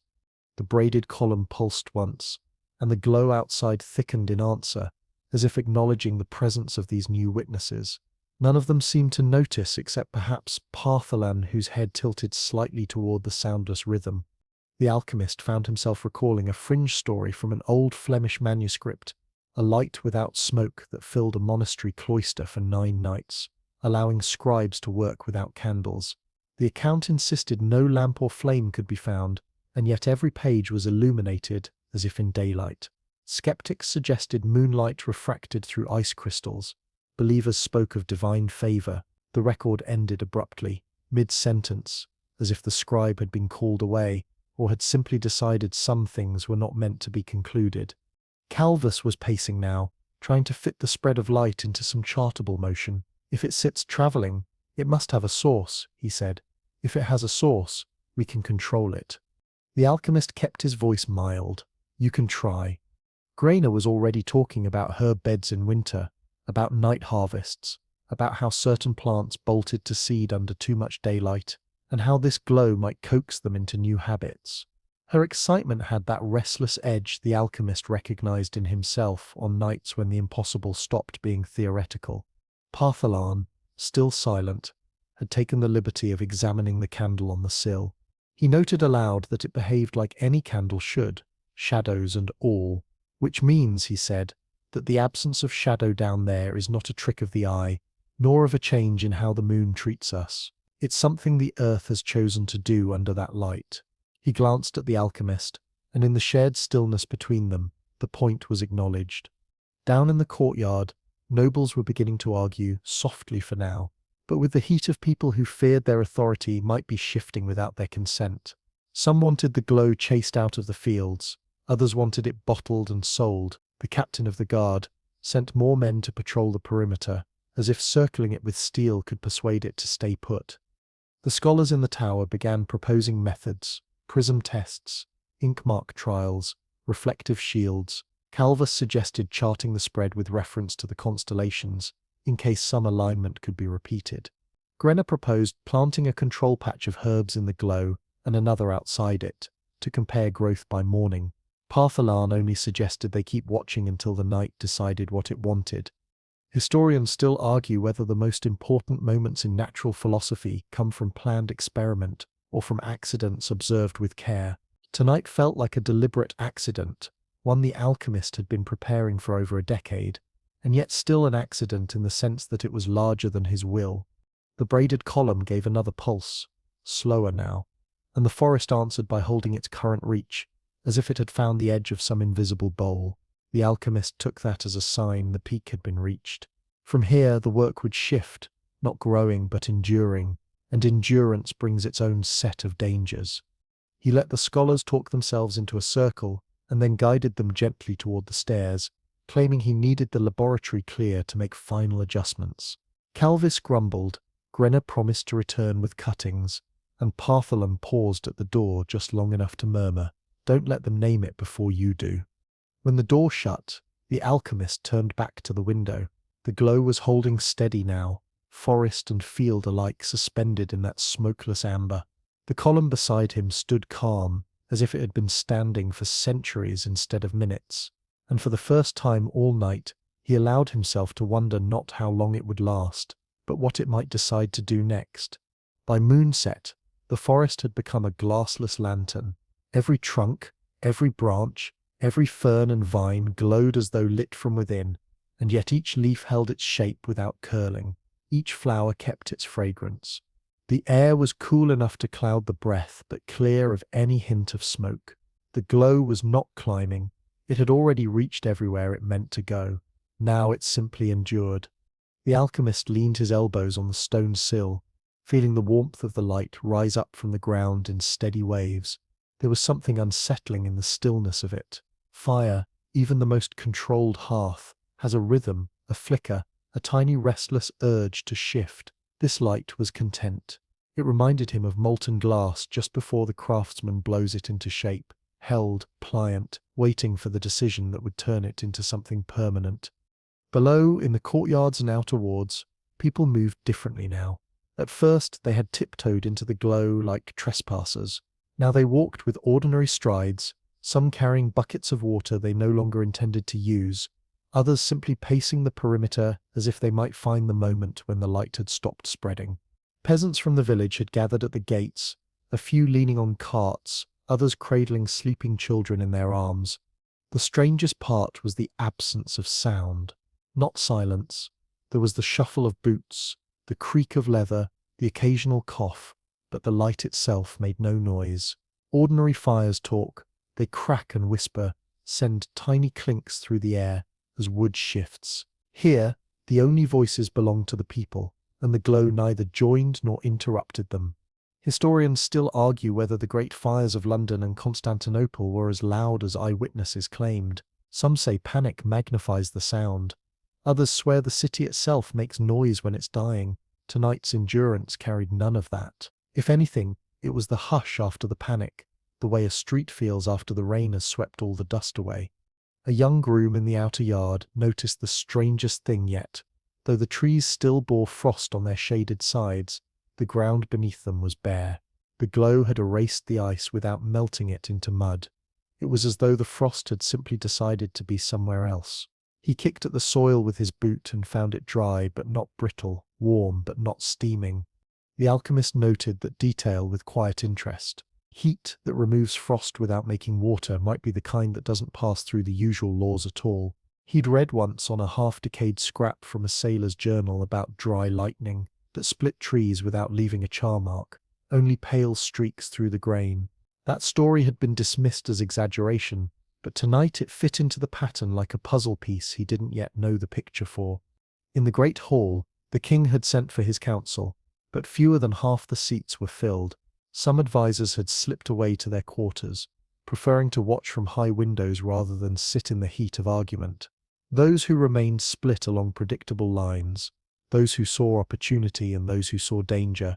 The opportunity faction talked of night work in the fields, of lighthouses without fuel, of armies that could march without torches and still see their way. The danger faction whispered about omens, divine warnings, curses, and the possibility that the glow might not stop where the alchemist's forest ended. A fringe account from a 15th century Russian chronicle came to the alchemist's mind. A white fire that covered a meadow for 3 days, during which no wolves entered and no birds landed. When it vanished, The meadow bloomed weeks earlier than the surrounding land. Historians still argue whether this was a natural event, perhaps a rare frost flower bloom reflecting moonlight, or a legend stitched from a winter's boredom. But the wolves in his own forest tonight were nowhere to be seen, and the birds had long since gone silent. At the base of the tower, the captain of the guard stood with his arms folded, watching the tree line. He wasn't looking for spread anymore, he was watching for movement within the glow. A man used to battlefields know that light can hide as much as it reveals. When the alchemist's gaze met his, the captain gave a small nod, not of approval, but of recognition. Whatever this was, it was now a strategic consideration. The braided column in the laboratory had not dimmed. If anything, it had grown more transparent, the outer strands thinner and more thread-like, as though it were loosening in sympathy with the forest. He walked a slow circle around it, keeping his hands behind his back, and felt the faint push of its warmth on his skin. It was still the anchor, the unmoving point from which the forest's transformation seemed to take its cue. He thought of testing it, removing a single component from the cauldron's base, adjusting the chain to lower it closer to the coals, but decided against it.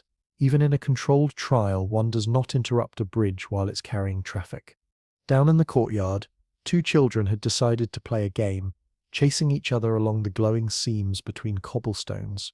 Their laughter was light, but it carried far in the still air, and the sound brought people to the windows. Laughter was not the reaction most had expected, and hearing it now loosened something in the crowd. The tension between opportunity and danger shifted a little toward wonder. The alchemist, though, was watching the edge of the glow. It had truly stopped advancing, holding in a perfect, uneven border that followed no man-made path. It curved around hills and pools, skipped over certain thickets, and left a wide margin along a strip of marshland. This was no simple wave of light. It was choosing, and choice meant intention. Historians still argue whether medieval chroniclers exaggerated the intelligence of natural events, storms that spared churches, plagues that avoided certain villages. Skeptics call it pattern-seeking. Believers call it proof. The alchemist had no interest in picking a side. He only cared that the glow had drawn its own map. The moon was sliding toward the treetops now, its deep red rim beginning to thin. Soon the ordinary light of dawn would push against the edges of this smokeless fire. He had no idea whether the two could share the same ground. That question would be answered whether or not anyone in the keep was ready for it. The braided column pulsed again, 3 slow beats, and outside, the forest's glow seemed to lean subtly toward the castle, as if in acknowledgement, or perhaps in farewell. By the time the moon began to shed its deeper crimson, words had done what words always do when something refuses to fit a shelf. They divided themselves into camps, put on uniforms, and marched.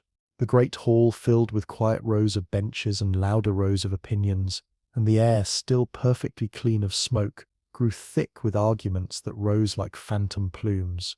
The king took the long seat beneath the antlered crest, and let his councillors perform their favourite play, which was the one where certainty enters stage left and trips over its own feet. The scholars who had seen the braided column firsthand spoke first, because that is the privilege of proximity.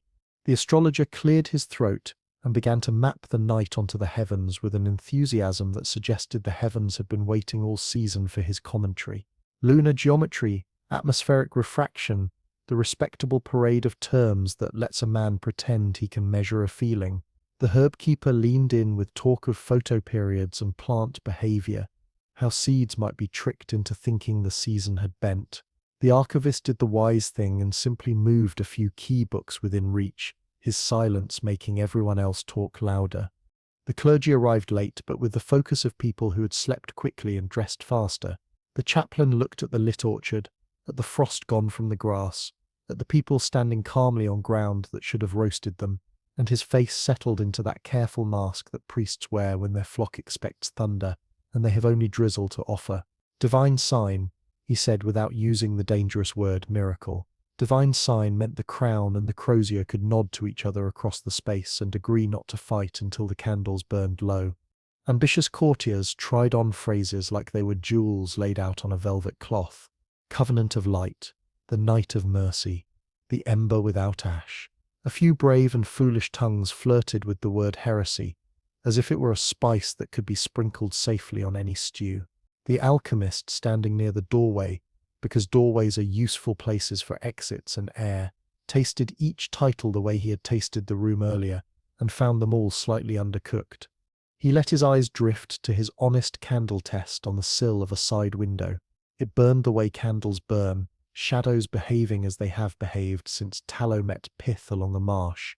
Outside, the forest remained an illuminated manuscript without a scribe, every page legible, no smoke smudging the margins. The braided column upstairs thrummed through the stone like a distant drum teaching a child to count. A mainstream fact arrived with its heavy boots and asked to be seated. In the universities of Paris and Oxford, disputations were staged like tournaments, arguments formalized with CDs and objections and replies, a whole choreography of thought that kept tempers dressed in Latin. The archivist quietly reminded the room of the condemnations of 1277, when a bishop outlawed certain claims about the heavens to keep clever men from putting limits on the Almighty, an old news item that had always smelled faintly of singed parchment. Naming boundaries, he implied, does not stop the sky from being complicated. Someone suggested holy water, not flung, not splashed, but misted, a gentle veil. The chaplain nodded because mist is kinder than buckets, and a boy from the kitchens was sent running for a silver sprinkler that had not seen true duty since a locust year long before. When it arrived, the chaplain wetted his palm, faced the outer yard, and sent a fine rain drifting across the nearest glowing grass. The glow did not flinch. It accepted the blessing with the same patient indifference it had shown to straw, moss, and frightened human feet. For a moment, droplets along the blades caught the amber and turned to pearls, then slid away to rejoin the earth. Someone sighed in relief who had not known they had been holding their breath. A fringe tidbit elbowed its way in from the edges of folklore. A minor noble, who collected stranger things than taxes, spoke of salamanders that live in fire, creatures medieval bestiaries, swore were born from flames, and could extinguish any blaze by their very presence. He had, he confessed, once owned a ring set with a toadstone said to detect poison and perhaps moderate heat. Nothing in his cabinet had ever behaved like this night, but superstition loves an invitation. The room allowed the salamander to sit in the back row, dignified, then forgot it again as better ideas strutted by. The captain of the guard, whose patience for metaphors was inverse to the length of his watch, proposed a practical test.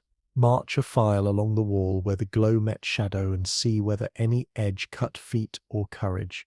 He did not ask for volunteers. He simply chose men with good knees. They returned with their boots unblistered and their pride slightly taller. The line between glow and ordinary dark, they reported, did not behave like a line at all. It wavered like breath. Step forward, it moved forward to meet you. Step back, it let you go. No smoke, no sting, no tricks underfoot. The astrologer tried again. He wanted the spread charted against the constellations, as if Orion might be found pushing the glow along with a hunter's swagger. The herb keeper countered with seed trays and cuttings that could be laid tonight and compared at noon. The chaplain suggested a vigil with psalms, not to command the light, but to prove the keep remembered where help is supposed to be asked. The archivist finally put a palm on the table and said the thing that needed saying in a voice polite enough to pass unpunished. Historians still argue whether names grant mastery or merely comfort the frightened. Perhaps we could resist naming until we have counted to dawn. That was when the smoke arrived. Not from flame, but from mouths. Rumour rose from the lower wards and flowed up the stairwells with a speed that would have impressed any chimney. Divine Will whispered from the kitchens with relief that the bread could rise twice in one night. Heretical trickery, muttered in the armoury, where iron loves clean explanations. A woman in the village said the old gods had woken and stretched. A pilgrim passing through on a relic hunt declared that a saint had spilled his candle and lit the world by accident. The same event, 20 shields to hide behind. Amid the draught of talk, a lean brother from a nearby priory reached inside his robe and produced a pomander, a pierced metal apple filled with rosemary, cloves, and a scrap of ambergris. Someone had sworn would ward miasma. He held it like a talisman while peering at the lit meadow, the way physicians had clutched such charms in pest years when the air itself was accused. The scent pleased the courtiers and did nothing to the glow, which remained a courteous guest indifferent to perfumes and fear. The alchemist kept his sarcasm tucked where it could not bruise anyone, though it whispered up to him like a familiar cat. "Remember the crocodile dung sunscreen," it said, "because people prefer a plan, even if it requires smearing the improbable on their faces at noon in August." Tonight's plans were better than dung, but the family resemblance was there, the same human ache to participate, to gesture at the unscheduled, and call it policy. He asked for a small courtesy: let the tower be cleared for an hour so he could ensure the column held its manners. Surprisingly, the request was granted. Perhaps the chaplain wanted to pray without an audience, or the astrologer needed to look up a chart he had pretended to memorize. The hall thinned, leaving behind a few professional warriors who continued to worry in elegant silence. On the stair, the archivist paused long enough to share a crumb. A lesser mind might have eaten without noticing. "A monastery in the north," he murmured, "once kept a vial said to contain the smoke of a sacred fire, trapped on a cold day and sealed with wax. When opened years later, it released nothing but a faint scent of bees and old wool." Historians still argue whether the story proves faith's confidence or glassblower's humor. Either way, he added, smoke loves stories as much as it loves chimneys. Back in the lab, the braided flame stood exactly as he had left it, a tower that had no interest in conquest. He circled it once, listening for any new impatience. It gave him the soft push of warmth a hand's breadth from its skin, no more, no less. He laid his palm on the stone ledge where his groove had deepened and felt the keep back the way an old hound chooses to thump its tail once to show it is awake and will be friendly later. Outside, the scholar's smoke of words drifted harmlessly into the night, where the forest's ashless fire made no answer. The deer fed, the cows shifted, the child in the yard tried to stomp a patch of light and failed to intimidate anything. The king's steward counted goblets and pretended that inventory could be an anchor. The chaplain's mist had left the grass pearled and unburned. The light endured and accepted no master. What mattered was not which story would win by breakfast. What mattered was whether dawn would treat this new condition like a rival or a companion. He stood with his hands at his sides and waited for the east to make its first pale promise, knowing that when the sky turned red twice, every theory would sprout new feathers and try to fly. The east was still a dark bruise when the sky flared red a second time. It began faintly, just a swelling of color at the horizon that anyone could have mistaken for the first hint of dawn, but the alchemist knew better. The braided column's hum deepened, the way a drum beat sinks before a change in song, and the glow in the forest shivered as though struck by a ripple in unseen water. Above the tree line, the redness grew richer, sliding upward not like the slow creep of morning, but with the quick certainty of something answering a call. The first watchers on the battlements leaned out and pointed. Someone in the courtyard muttered, "The moon again?" But the moon was already slinking toward the western rim of the sky. This new red belonged to nothing so familiar. A fringe memory bubbled up in the alchemist's mind. A 14th century account from a Genoese sailor who swore the sea had once reflected two suns at dawn, one in the sky and one just above the water, as if the horizon had decided to keep its own lantern. Historians still argue whether he'd seen a mirage, a volcanic plume, or too much wine in his cup before breakfast. Tonight's double blaze carried none of those excuses. The red in the east swelled until it matched the blood moon's earlier glow, and for a moment the keep stood between two sources of firelight, neither of which produced flame or smoke. Shadows, the few that still existed where the ground hadn't learned to glow, wavered, split, and in some cases simply left, as if confused over which master to serve. The alchemist saw one guard's shadow stretch eastward and westward at the same time, the figure caught between two competing suns. The braided column in the laboratory reacted like a living thing tasting a stronger wind. Its strands loosened slightly, their weave becoming a little more translucent, and a thin ribbon of light climbed toward the ceiling, as if curious about this rival or ally. The hum of the keep's stones joined it, resonating at a pitch that vibrated in the bones of the floor. Down below, animals reacted first. Horses shifted in their stalls, ears swiveling toward the red horizon. A flock of rooks lifted from the trees beyond the moat, circled once in a confused halo, then settled again without cawing. A milk cow in the byre turned her head from the forest to the eastern fields, her nostrils flaring as if scent could explain colour. The king's councillors spilled back into the courtyard, still dressed in last night's layers, their conversation sharp with the panic that only doubling a mystery can bring. Some claimed the eastern light was a reflection from the forest's glow, others insisted it must be fire in a distant village, though no smoke climbed to confirm the idea. The astrologer waved his charts like a weapon, pointing to a blank section of sky where no such phenomenon belonged. The alchemist didn't waste time on arguments. He returned to the arrow's slit and studied the line where the eastern glow met the ground. It wasn't touching the earth yet. It hung in the air like a second inverted dawn, casting a red wash that thinned as it neared the soil. The forest's glow seemed to lean toward it. Patches brightened, lines of light along tree trunks thickened, and the dark boundary of the marsh thinned, as if the two lights were in conversation across the land. Historians still argue whether celestial events were ever truly mirrored on Earth. Comets seen both overhead and in reflected fire on mountainsides. Eclipses supposedly matched by rings of light around volcanoes. Tonight, such debates felt small. The world wasn't reflecting anything. It was sharing. The braided column gave a slow, deliberate pulse, and the forest answered with a swell that ran through every glowing surface like a gust of wind through tall grass. The eastern light pulsed back. The alchemist could see it now. The red at the horizon thickened with each answering beat, becoming almost solid, a curtain of colour draped between the earth and whatever lay beyond sight.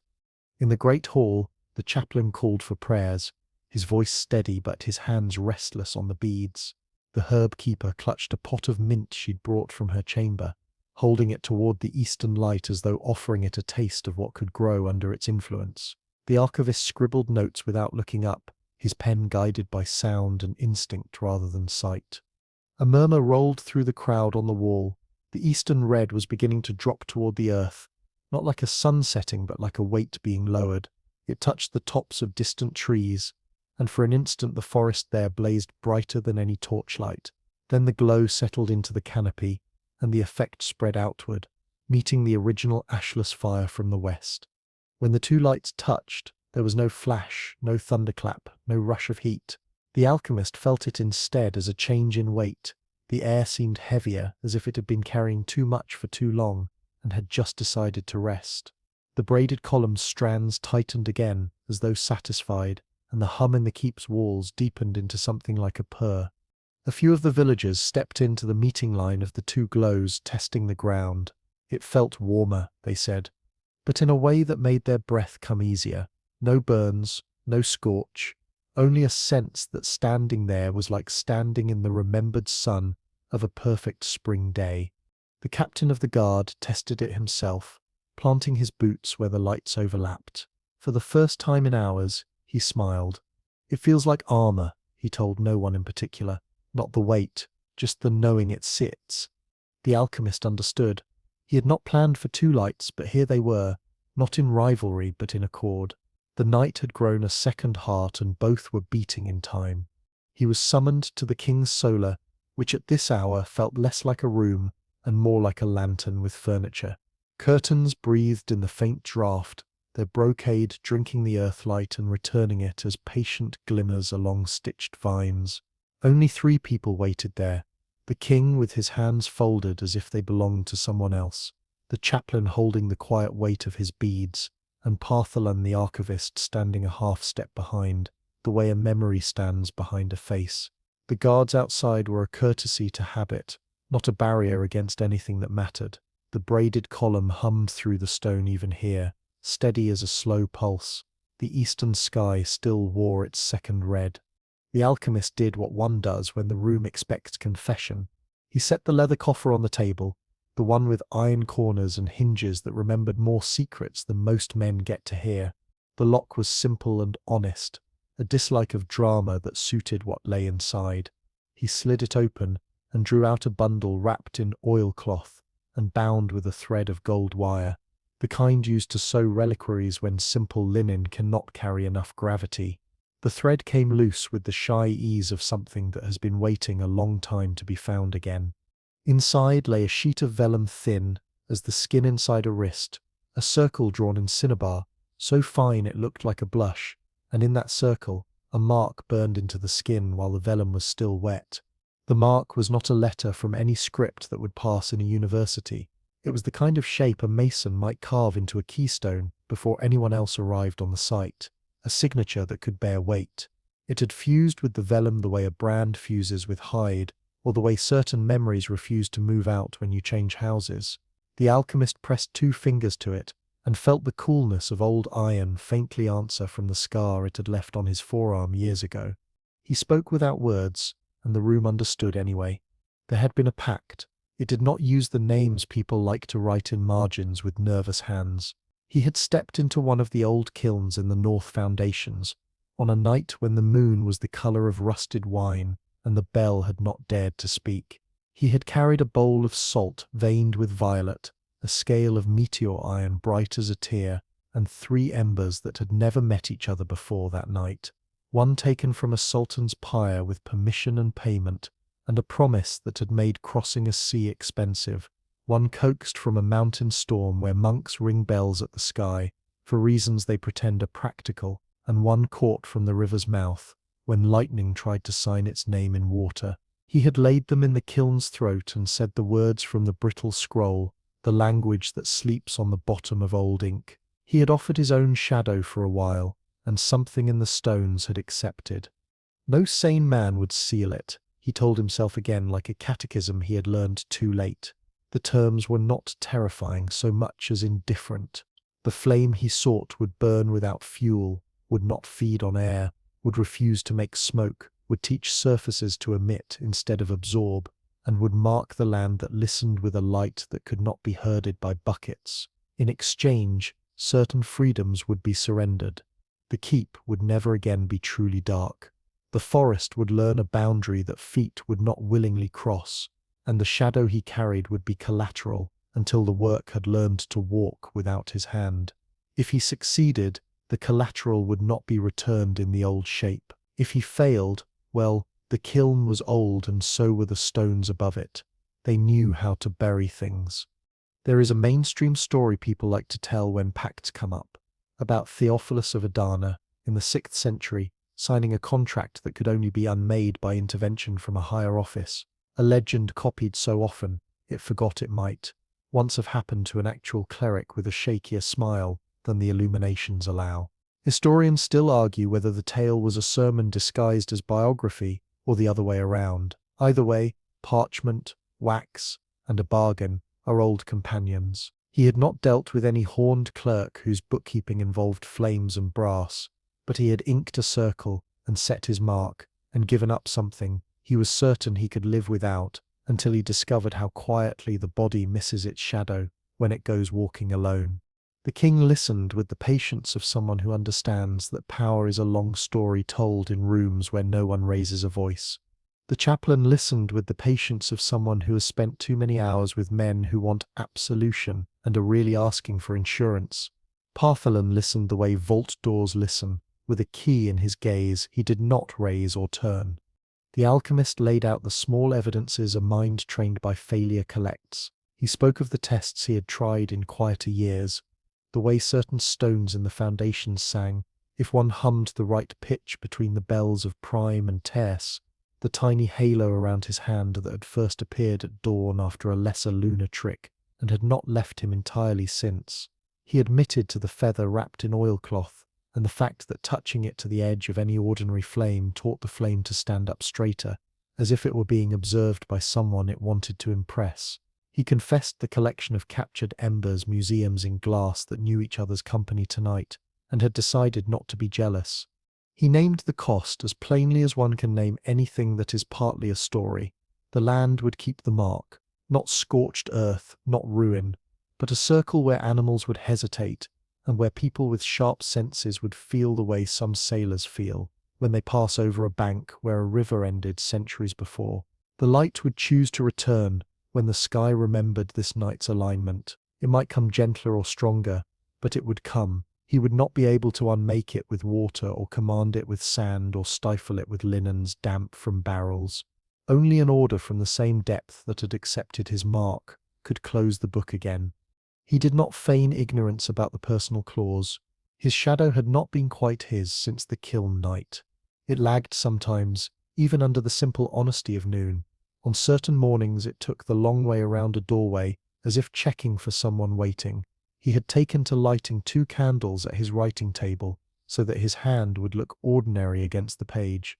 Now under the ashless fire, the ground had no use for his shadow at all, which was convenient, and also a reminder that collateral is most easily kept when no one else wants it back. When the 2 reds in the sky settled into the forest together, he had felt a brief coolness at his heels, like a cat passing, then nothing. He did not expect that old twin to return as it had been. The chaplain asked no questions.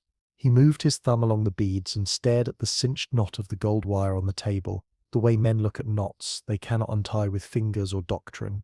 The king finally breathed the way one does when the answer has arrived in the only box it could ever have fit. He nodded once, a small tilt that meant things would be said later in rooms with more chairs and more witnesses.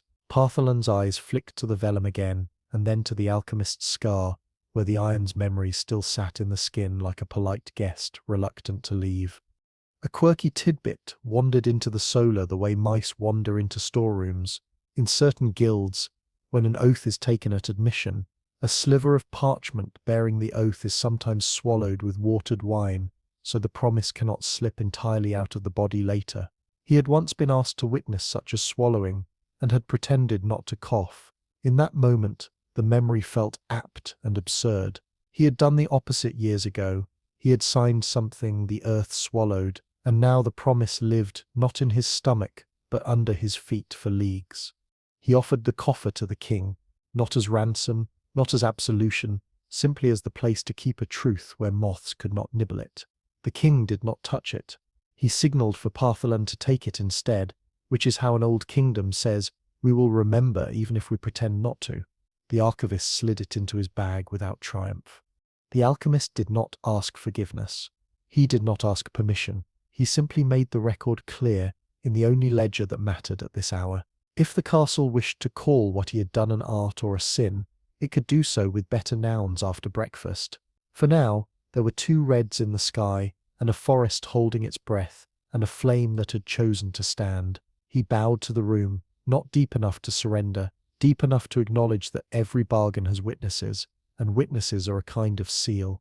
As he stepped back into the corridor, the hum of the keep grew friendlier, like a dog convinced that the new smell is not a threat. The braided column kept its patient weave. The eastern glow drew closer to seeding the world to sun. He felt lighter by the exact weight of a coffer he no longer carried, and heavier by the exact weight of a circle the world would remember, long after his name sat like dust at the bottom of a book. From the highest balcony of the North Tower, the forest no longer looked like a collection of trees. It looked like a single breathing body. The glow didn't just rest on the branches. It seemed to pass through them into the wood itself, as if the trunks were drinking light the way roots drink water. Every few moments the brightness would deepen, then fade just enough to let the eyes recover, like the slow rise and fall of a sleeping chest.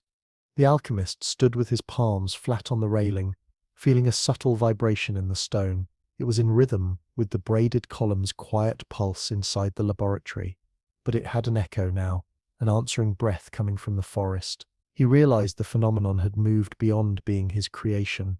It was speaking in a language older than his diagrams, older than his bargain, older perhaps than the keep itself.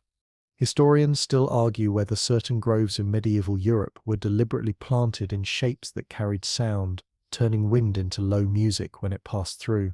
Skeptics call it coincidence. Romantics call it design. Tonight, the sound was not in the air, but in the ground, travelling up through the castle walls. It was subtle enough that you could miss it if you didn't lean your bones into the stone. He stayed leaning. Below, a hunting party's hounds, restless all night, had finally gone still. They stood at the edge of the outer yard, noses tilted toward the tree line, ears flicking but not in alarm. One took a tentative step forward, paused finding the line where the glow began, then stopped as though feeling something breathe back at it. The dog's tail wagged once, slow, deliberate. Then it sat down, facing the forest as if waiting for a cue. In the village beyond the moat, peasants had abandoned the safety of their doorways. They moved among the lit fields in small knots, talking quietly, their voices carrying oddly far without the usual blanket of night sounds to soak them up. No wind stirred the grass, but the glow shimmered along the blades in faint waves, as though the light itself was exhaling. The alchemist remembered an entry from a 9th century herbal manuscript, part recipe, part omen, that described wood which drinks moonlight and exhales it as health. Scholars had dismissed it as allegory for trees growing in mineral-rich soil. He had dismissed it too, until tonight, when the beech grove beyond the orchard gave a visible sigh. The movement ran up the trunks and out through the branches, scattering light into the canopy before settling back down into the earth. The braided column inside the laboratory reacted in kind. He could see it through the open shuttered door, a tightening and loosening in its strands, not quite a sway, more like the shift of a rope under the hands of a patient weaver. It was not pulling light from the forest, nor feeding it, it was breathing with it. He decided to test the rhythm. From a shelf in the lab, he took a small chime, brass, tuned to a note only slightly above the hum in the keep stones. He stepped to the balcony and held it by its thread, letting the air take it. First, it hung still. Then, as the forest's glow pulsed, the chime began to sway just enough to kiss its clapper, producing a thin, clear note. The note didn't fade the way sound normally does in open air. It seemed to be carried outward, traveling along the same invisible paths as the glow's breath. Moments later, the light in the closest trees deepened for a beat. As if acknowledging the sound, the alchemist smiled. Not triumph, not surprise, but the rare recognition of something answering without being compelled. There's a fringe belief among certain monastic orders that every living thing has a listening moment each day, a brief interval when it is more open to receiving than to acting. Farmers use it when speaking to oxen, healers when applying herbs, singers when coaxing a stubborn note from their own throats. Tonight the entire forest seemed to be in its listening moment, and the castle had found the right pitch to join in. Down below, a guard touched the trunk of a tree just beyond the wall. His gauntlet hand came away faintly warmer, as if he'd been holding it over coals. Yet the bark was not burned, not even dry. He looked up at the alchemist, then back at the tree, as though trying to decide which was stranger. A pair of deer wandered into the outer field, stepping along the glow's seam. They moved with unhurried grace, ears turning not toward the humans nearby but toward the deeper woods, as if the source of this new condition lay farther in. When they crossed into the brightest area, their outlines softened, not from blur but from the way their shadows simply dissolved. Even the white of their breath seemed absorbed into the light, not lingering as vapor. The alchemist's candle test still told the truth. It behaved normally on the balcony's stone ledge, throwing a faithful shadow, but down where the earth was breathing, light obeyed other rules. He wondered if the shadowlessness was part of the forest's way of conserving something. Without darkness clinging to their shapes, the deer looked like moving pieces of the glow itself. Historians still argue whether the absence of shadow in certain accounts of saints and apparitions was a narrative flourish or an observation made in good faith by frightened witnesses. Whatever the case, shadowlessness was here, in measurable form, and it had no interest in cloaks, halos, or doctrine. The braided column pulsed again, 2 short beats, 1 long. Almost on cue, the forest exhaled. The grass in the outer yard bent slightly, not from wind but from whatever subtle pressure accompanied that breath. Even the banners along the wall stirred just enough to suggest that the keep itself was sighing with the trees. The alchemist stepped back into the lab, set the chime on the bench, and rested his hands on either side of the column's glow. It pushed back at him gently, like the surface of water that refuses to break. For the first time he realized that if he stayed very still, his own breath might align with theirs. He closed his eyes and waited for the moment when castle, forest, and flame all inhaled together. By the time the last apples shriveled on their spurs and the first thin skins of ice began to appear on troughs at dawn, the glow had taught everyone its single stubborn habit. It did not fade, it chose a path through wood and field, curved where hill and marsh suggested gentleness, straightened where old earthworks nudged it so, and then it closed itself into an unbroken ring. Weeks slipped past with the patience of a winter candle, and still the circle held, bright at night, veiled in daylight, a band of warmth and ashless fire girdling Blackthorn like a thought the land refused to stop thinking.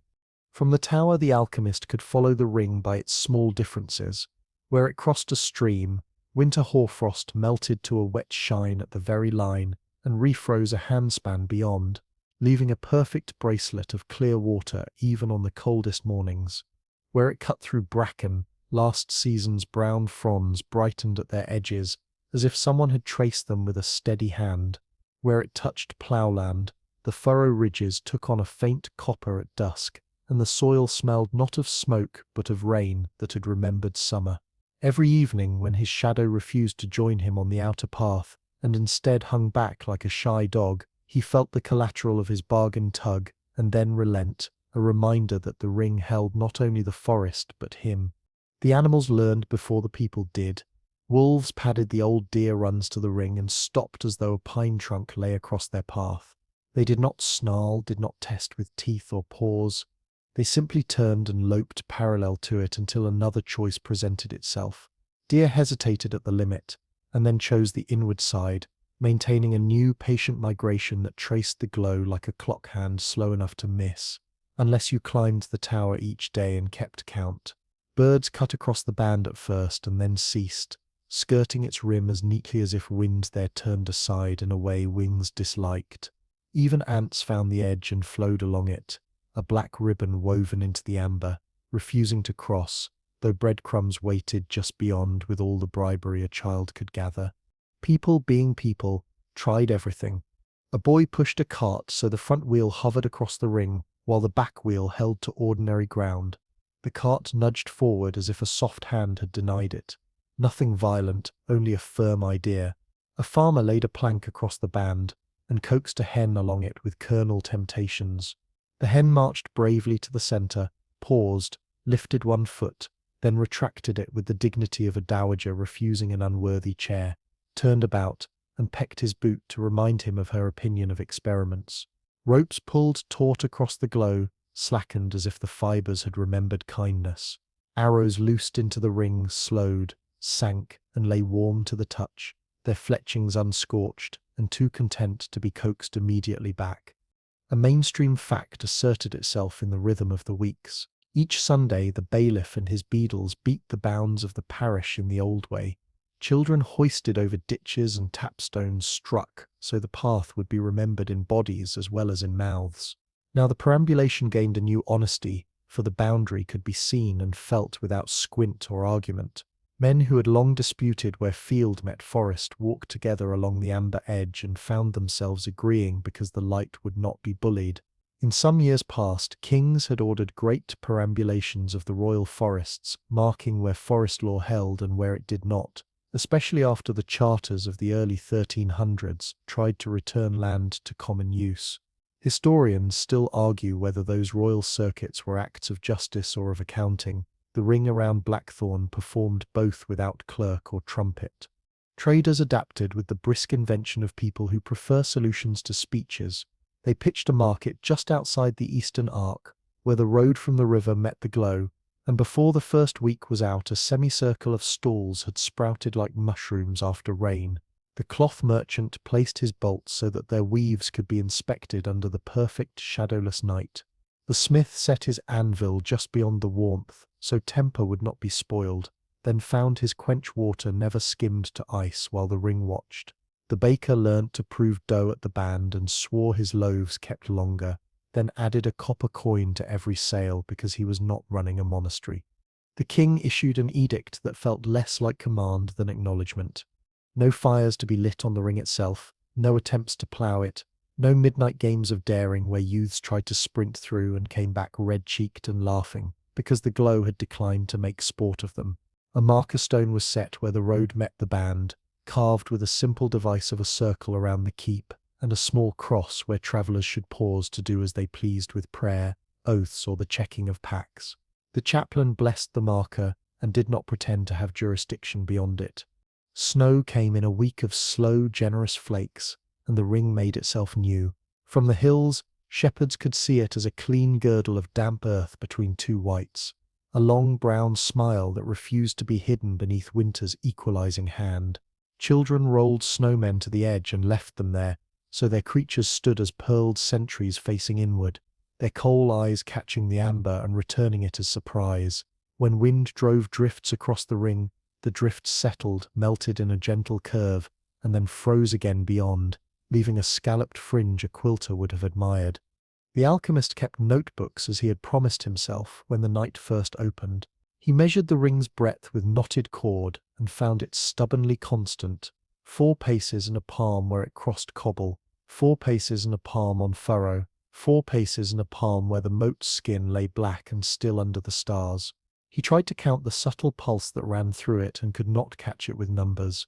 He tried to sing to it with the brass chime, and sometimes felt the breath answer, sometimes not. He stopped pretending his will be mattered. He walked, he listened, he wrote, and in the margin he drew a small circle each day like a monk drawing the phases of the moon he could already see with his eyes. A fringe tidbit spread from stall to stall, and then into the houses with the nimble legs of gossip. Old folk said fairy rings of mushrooms had always been places where animals refused to graze and where people felt watched by things that liked manners. Now there were arguments at hearths over whether mushrooms were imitating this greater ring, or the ring was the old stories enlarged to a scale human patience could finally measure. A hedge witch from the western hamlet laid bread and salt at the edge as greeting rather than ward, and when the loaf warmed but did not stale as fast, her neighbours decided hospitality was worth more than fear. Historians still argue whether such offerings are data or comfort, an argument the bread never joins. Inside the keep, knights changed their posture. Torches burned less because no one liked to be the only thing throwing smoke. The braided column in the laboratory had thinned to a core of near-invisible fire, the strands so fine they looked like drawn glass when dawn slid across them. Yet the warmth remained exactly where a tired body most appreciated it. The tapestry over the dangerous cabinet lay still as if the room had agreed that old dramas could sleep while the new one wrote its long sentence outside. He walked the ring with Partholon once each week, a perambulation of 2 men who had failed to name a thing and had decided to accept the promotion to witness. They found what patterns they could, fox prints that followed the band with the curiosity of a scholar nosing a new shelf, goose droppings that stopped short in a tidy fan, a cat that sat precisely on the line as if warming all 4 paws to equal justice, tail curled, eyes insulted by the notion that any circle could tell a cat about boundaries. When the archivist asked whether the crocodile dung sunscreen would have kept the glow off his boots, the alchemist surprised himself with the nearest thing to a laugh that Winter had heard. In the far village, a midwife carried her labouring stool to the ring when the lanes were too icy to trust, and found the warmth eased a mother's back without stealing her breath. Word spread quietly, and the stool returned most nights without ceremony. A practical sacrament the chaplain chose not to notice officially. A piper discovered his reeds did not crack when he kept them in a pouch hung from a peg driven into the marker stone, and music thereafter owed the circle more tunes than anyone admitted. Cartographers came with compasses that did not argue, and they drew the ring in red on vellum, a neat band that made other men trust the page the way they trust a wall in fog. Messengers learned to run along the amber by night without carrying torches, letters arriving without the usual smoke kisses at their folds. When a travelling minstrel stood at the edge and sang of Hadrian's Wall, a mainstream monument that had once told legions where empire ended and wind began, the listeners nodded with the rare pleasure of hearing a far boundary shake hands with a near one. Names joined hands more readily than crowns. The circle did not sleep. It did not tire. It neither narrowed nor widened. It kept its 4 paces and a palm and its habit of accepting only feet and intentions that did not seek to own it. No creature crossed without becoming a story, and even then the stories ended with turnings and parallel tracks, with refusals that felt like kindness instead of rejection. The alchemist learned the ring's sound in his bones, and found that on nights when he slept badly, listening brought his breathing back into the larger rhythm. He stopped asking whether the land would give back the collateral he had placed in the kiln's mouth years ago. Some bargains end with receipts. This one ended with a circumference. When the first true thaw came, The ring melted the last thin ice as neatly as it had the first. The fields drank and did not drown. The village swept its thresholds with brooms that had wintered by the marker stone and claimed the bristles lasted longer. The keep's dogs trotted the band at sunset and returned content. The circle remained, unending as a thought the earth preferred to hold rather than speak, and the fire at its heart burned on with the grace of a guest, who knows exactly when to be seen and when to be simply felt. Spring brought more than thaw. It carried the smell of wet stone and split bark, the river loosening its shoulders, and the kind of light that made the ring's amber less startling, more a part of the day's grammar. Buds swelled along the beaches beyond the wall, their green mist mingling with the quiet copper like two inks bleeding on the same page. Even in daylight, the band of ashless fire kept its tone, visible not as a glare now but as a certainty, like the way you know a kettle is about to boil even before the lid rattles. The alchemist spent more hours outdoors, not because the laboratory had ceased to interest him, but because the forest seemed willing to speak only when he met it on its own threshold. Partholan often joined him, the archivist carrying a roll of vellum maps in one hand and a lead-weighted plumb line in the other, muttering measurements under his breath, as though rehearsing for an audience that might never arrive. They began tracing not just the ring itself, but the air above it. The plumb line, when dropped from a pole held over the exact center of the glow's band, swung in the lightest arc, not toward the keep, not toward the outer world, but along the ring itself, as if gravity preferred to walk sideways here. It was a movement so slight it could have been dismissed as breeze, yet the air was still. Historians still argue whether medieval scholars believed gravity to be a force or a tendency. Aristotle's notion of natural place was still taught in universities well into the 14th century. Heavy things sought the earth, light things the heavens, and fire sought its own element. Here the plumb line seemed to agree with no philosopher entirely. It sought the circle. Animals had adapted to the ring's presence over the winter, but spring revealed a change that was harder to explain. Squirrels would run along the band for extraordinary distances without crossing inward or outward, storing caches of nuts along its length as though the light itself were a map. Once, a fox was seen walking the ring's curve, nose low, tail flicking, until it paused, sat down, and simply watched the glow for several minutes before trotting off with no apparent quarry.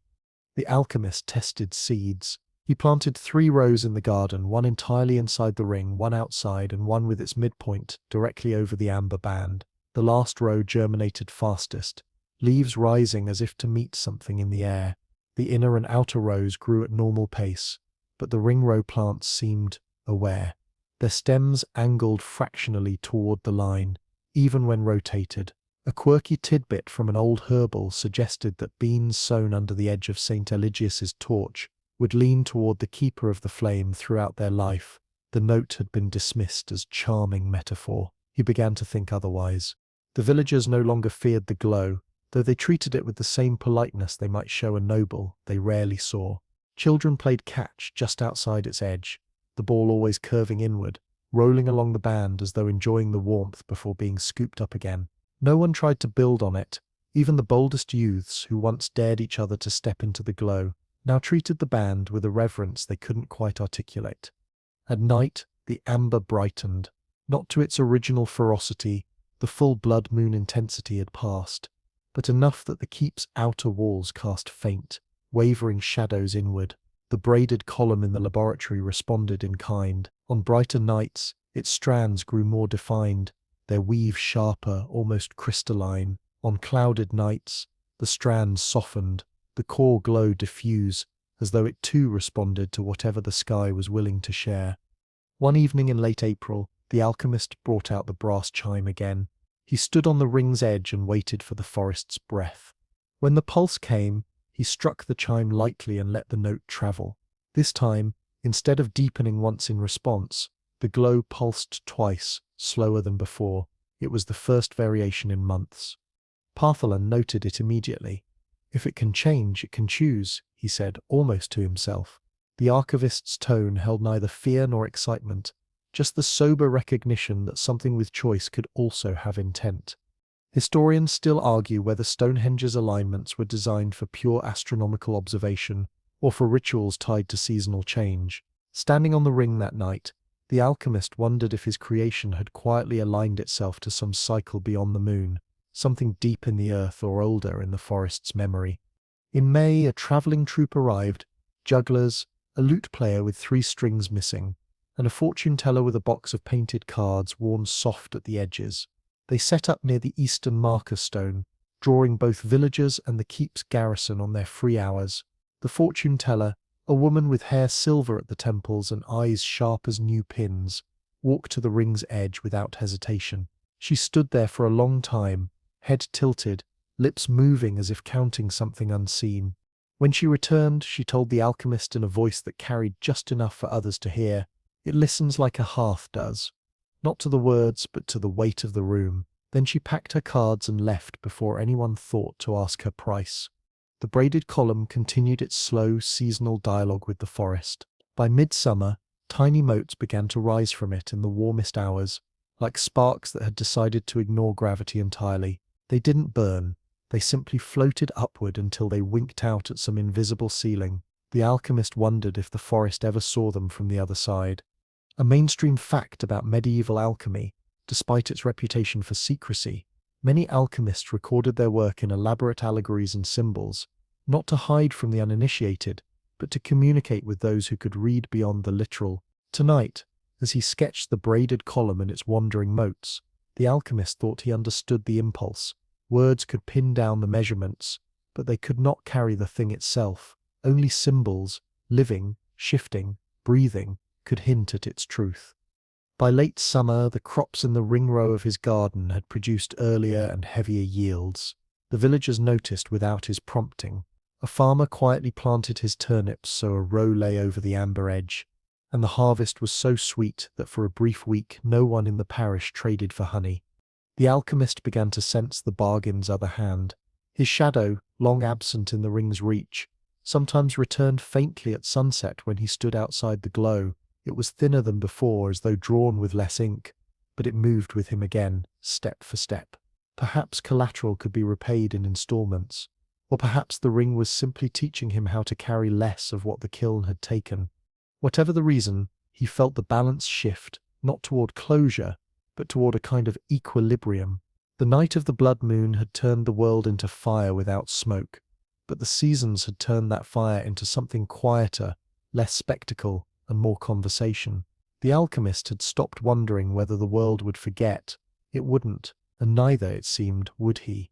Dawn learnt the ring slowly, as if the sun were a careful apprentice, and the earth a master who preferred to be patient with first attempts. At first light, the amber band thinned to a pale honey, then to a colour almost impossible to name, a quiet between gold and grey. Birds tested the hour with single notes rather than full songs, waiting to see if the air would behave as air again. It did, mostly. Breath misted where it ought to, except upon the ring where it was taken up and thinned before it had the chance to linger. He stood at the arrow slit, older by the exact measure of a season that had felt like 7, hands on the cool stone that had learned his pulse. Below, the courtyard wore the ordinary disorder of morning, grooms carting hay, a cook dumping yesterday's ash, 2 children carrying a pail together more for ceremony than for need.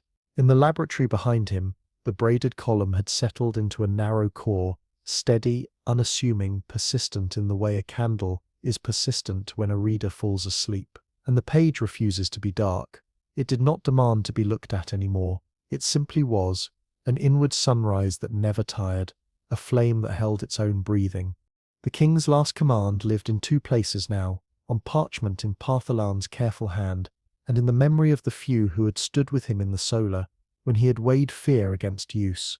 He had written an order to breach the foundations and drown the kiln with river water brought in by the mile, a ledger-line solution that would have ruined the keep and likely done nothing to the circle that was more idea than architecture. He had not sent it. He had stored it, sealed, and placed the seal in the reliquary cabinet, not far from the tapestry that everyone had decided to treat like a sleeping dog. For a week afterward, he had carried his crown as if it were a bucket. Then he had learned to wear it again. The last command remained a folded weather inside the keep, a drought that did not arrive. By noon the ring softened under the day and became less visible than felt. and the shadows returned to their owners everywhere but there. The alchemist walked out to the marker stone where travelers paused to make and unmake their small promises, set the brass chime upon it, and watched a bee climb from a crocus to test the stone's warmth. He thought of an old mainstream image that had traveled the centuries without losing its bite. The long cloth of Bayou recording a comet over a king's head, a streak of fire stitched into history when 1066 remade the island's memory. People had watched the sky and called its signs omens, banners, arithmetic, or gossip, depending on the needs of their day. The tapestry's comet was probably Halley's, a predictable visitor wearing the mask of astonishment. Historians still argue whether the embroiderers meant doom or simply news. This ring would earn its own stitches one day, worked by hands that had never seen his face and did not need to. A peasant from the West Hamlet approached with a skep of bees wrapped in linen to keep them calm, the early spring hum knitted soft in the cloth. He set the skep on the stone and tapped it gently, the old rural habit that asked bees to witness the day's changes and keep the household stitched to its luck. Telling the bees, some called it, a quirky rite that made practical people kinder and made hard years gentler by giving grief a small ceremony to hold. The bees listened the way bees always listen, by continuing to be bees. They took the ring's warmth and made it a promise inside their bodies. He turned in a slow circle and took in the new grammar of the land. The band formed a sentence no age would erase, 4 paces and a palm of ashless fire, circling the keep and the village, curving with the hill, refusing the marsh, crossing stream and road, as if it had been laid by a patient hand that did not care about titles. The tower's shadow fell inward in the afternoon and shortened as the sun mounted. Outside the ring, life made the sounds. Life makes geese disputing, irons clinking, a wheel protesting a winter without grease. Inside, the braided core hummed, a sound more felt than heard, the pitch of a lute string you remember after the song has ended. He had long since stopped believing that the ring would end with him. The collateral taken on kill night returned in small dividends. In late afternoons his shadow walked beside him again, in pale ink just outside the band, a twin that had agreed to speak in a lower voice. Some nights it lagged and then caught up, brushing his heel with a coolness like a cat in a narrow hall. He made peace with the fact that what had gone to seal the pact would never come back unchanged. Nothing faithful ever does. Partholan joined him at the marker stone, the archivist carrying neither books nor line today. Only a crust of bread he set on the warm edge and split to share. They ate in the courtesy of men who have learned that food tastes different when the world hums at a new frequency. The bread cooled a little slower, the air kept the smell longer. The archivist spoke of maps already being copied, of rumors trotting the roads with more stamina than truth, of pilgrims with uncertain stories and certain feet. The alchemist listened and did not police language or legend. He had made a thing that needed both. At dusk the ring brightened as it had every night since the blood moon, and the day's noises drew down into the sounds of pots, dogs, and early jokes. He stood once more in the laboratory doorway and watched the braided core pick up a little more edge under the first stars. He laid a palm to the stone groove. His hand had carved across a year of late hours, and felt the keep answer in the friendly tail thump it had offered him since the night it decided to help rather than merely house. He took the oilcloth-wrapped feather from its place and let the light comb along it without making anything boastful of it. He checked the honest candle and found it true. Somewhere in the long halls, a potboy told the newest scullion about crocodile dung sunscreen, with the confidence of a scholar and the glee of a liar who has met a good story. He smiled at that old callback as it padded by, pleased to find humour alive on the same floor as history. Far out at the ring a raven dropped down to the stone, walked its length, decided that warmth without smoke was not a trick worth fearing, and rose again to find a better songpost. Dawn after the fire was a phrase he would come to use for any day when something survived its own spectacle and learned to live quietly. The blood moon had faded into weather and then into memory, and the land bore its ring with the easy pride of a scar that has ceased to ache. Work went on. Babies slept easier near the band, and old bones thanked it without ceremony. The flame in the tower refused to die and needed no name bigger than its job. The alchemist washed his hands, tied back the sleeves that had learned to avoid accidents, and returned to his bench, where a small chime waited to be tuned to whatever the earth was willing to hear next. Let the pace loosen as if a hand had just unknotted the laces on a boot that walked farther than it expected, and feel the room stretch into a slower shape. The ring outside holds its soft orbit, nothing urgent, nothing sharp at the edges, a patient band that hums in the background like the fan you prefer on summer nights. The tower stone breathes the way old houses do after company leaves, exhaling the day without letting go of the warmth you might want later. The braided core in the laboratory stands with that courteous posture it has learned, neither beckoning nor refusing, present the way a lamp is present when the page is halfway done and the sentence wants to finish itself without drama. Imagine the village settling in under this new grammar of light, curtains pull to, not against fear but against too much seeing, and the straw in the loft makes its simple treaty with the rafters for one more evening of quiet. Somewhere a dog circles exactly 3 times at the ring's edge and lies down with a sigh that acknowledges both the cold beyond and the gentle warmth beneath. A kettle lets its lid rattle once out of habit, and then chooses silence because the water is already at the right thinking point. A mother presses a palm to a sleeping brow and feels nothing alarming, only the small heat that means a child is writing tomorrow's games in dreams. Give the night permission to do its slow work. The sky above the keep grows its careful freckles, and then forgets to count them, because counting is for afternoons. The archivist's maps rest with their corners weighted by smooth stones, curls relaxing, as if paper could practice breathing. Bees sleep in their skep, their packed bodies a low lull where the ring's warmth keeps the frost a respectful arm's length away. The king sets his seal down on an empty table, and hears nothing in it that demands the crown be heavier. The last command stays folded where it belongs, a thought resisted so thoroughly that it becomes a lesson instead. Notice your own breath, keeping time with this place that learned to breathe aloud. Inhale long enough to feel the ribs spread like shutters opened for morning air. Exhale longer, letting whatever chatter remained from the day move out without needing to be escorted to the door. Let hands find the soft weight of blankets, the familiar glide of a sleeve, the sure friend of a pillow that remembers your cheek. Shoulders drift down a finger's width, a quiet truce between bone and muscle that only ever happens when you give it leave.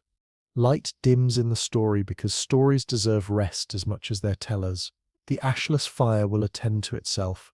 The ring will keep its course without needing a watchman. The keep can manage a night without announcements, and the forest knows the old songs without being asked. You are allowed to sleep while the world hums on a lower note, and the hum will wait for you without keeping score. If an echo of the braided column lingers behind your eyes, let it be a small hearth set back in a safe corner of the mind, not for roasting, not for trial, only for the steady companionship that light can offer when it doesn't want to conquer anything. And if a fragment of the earth's breath rises to meet your own, consider it a kindness, not a command. Dawn after the fire always arrives eventually, not with fanfare but with the quiet recognition that you are home within your edges, and the night has agreed to hold. Sleep comes like a gate that swings on oiled hinges, already halfway open, waiting for the easy step through.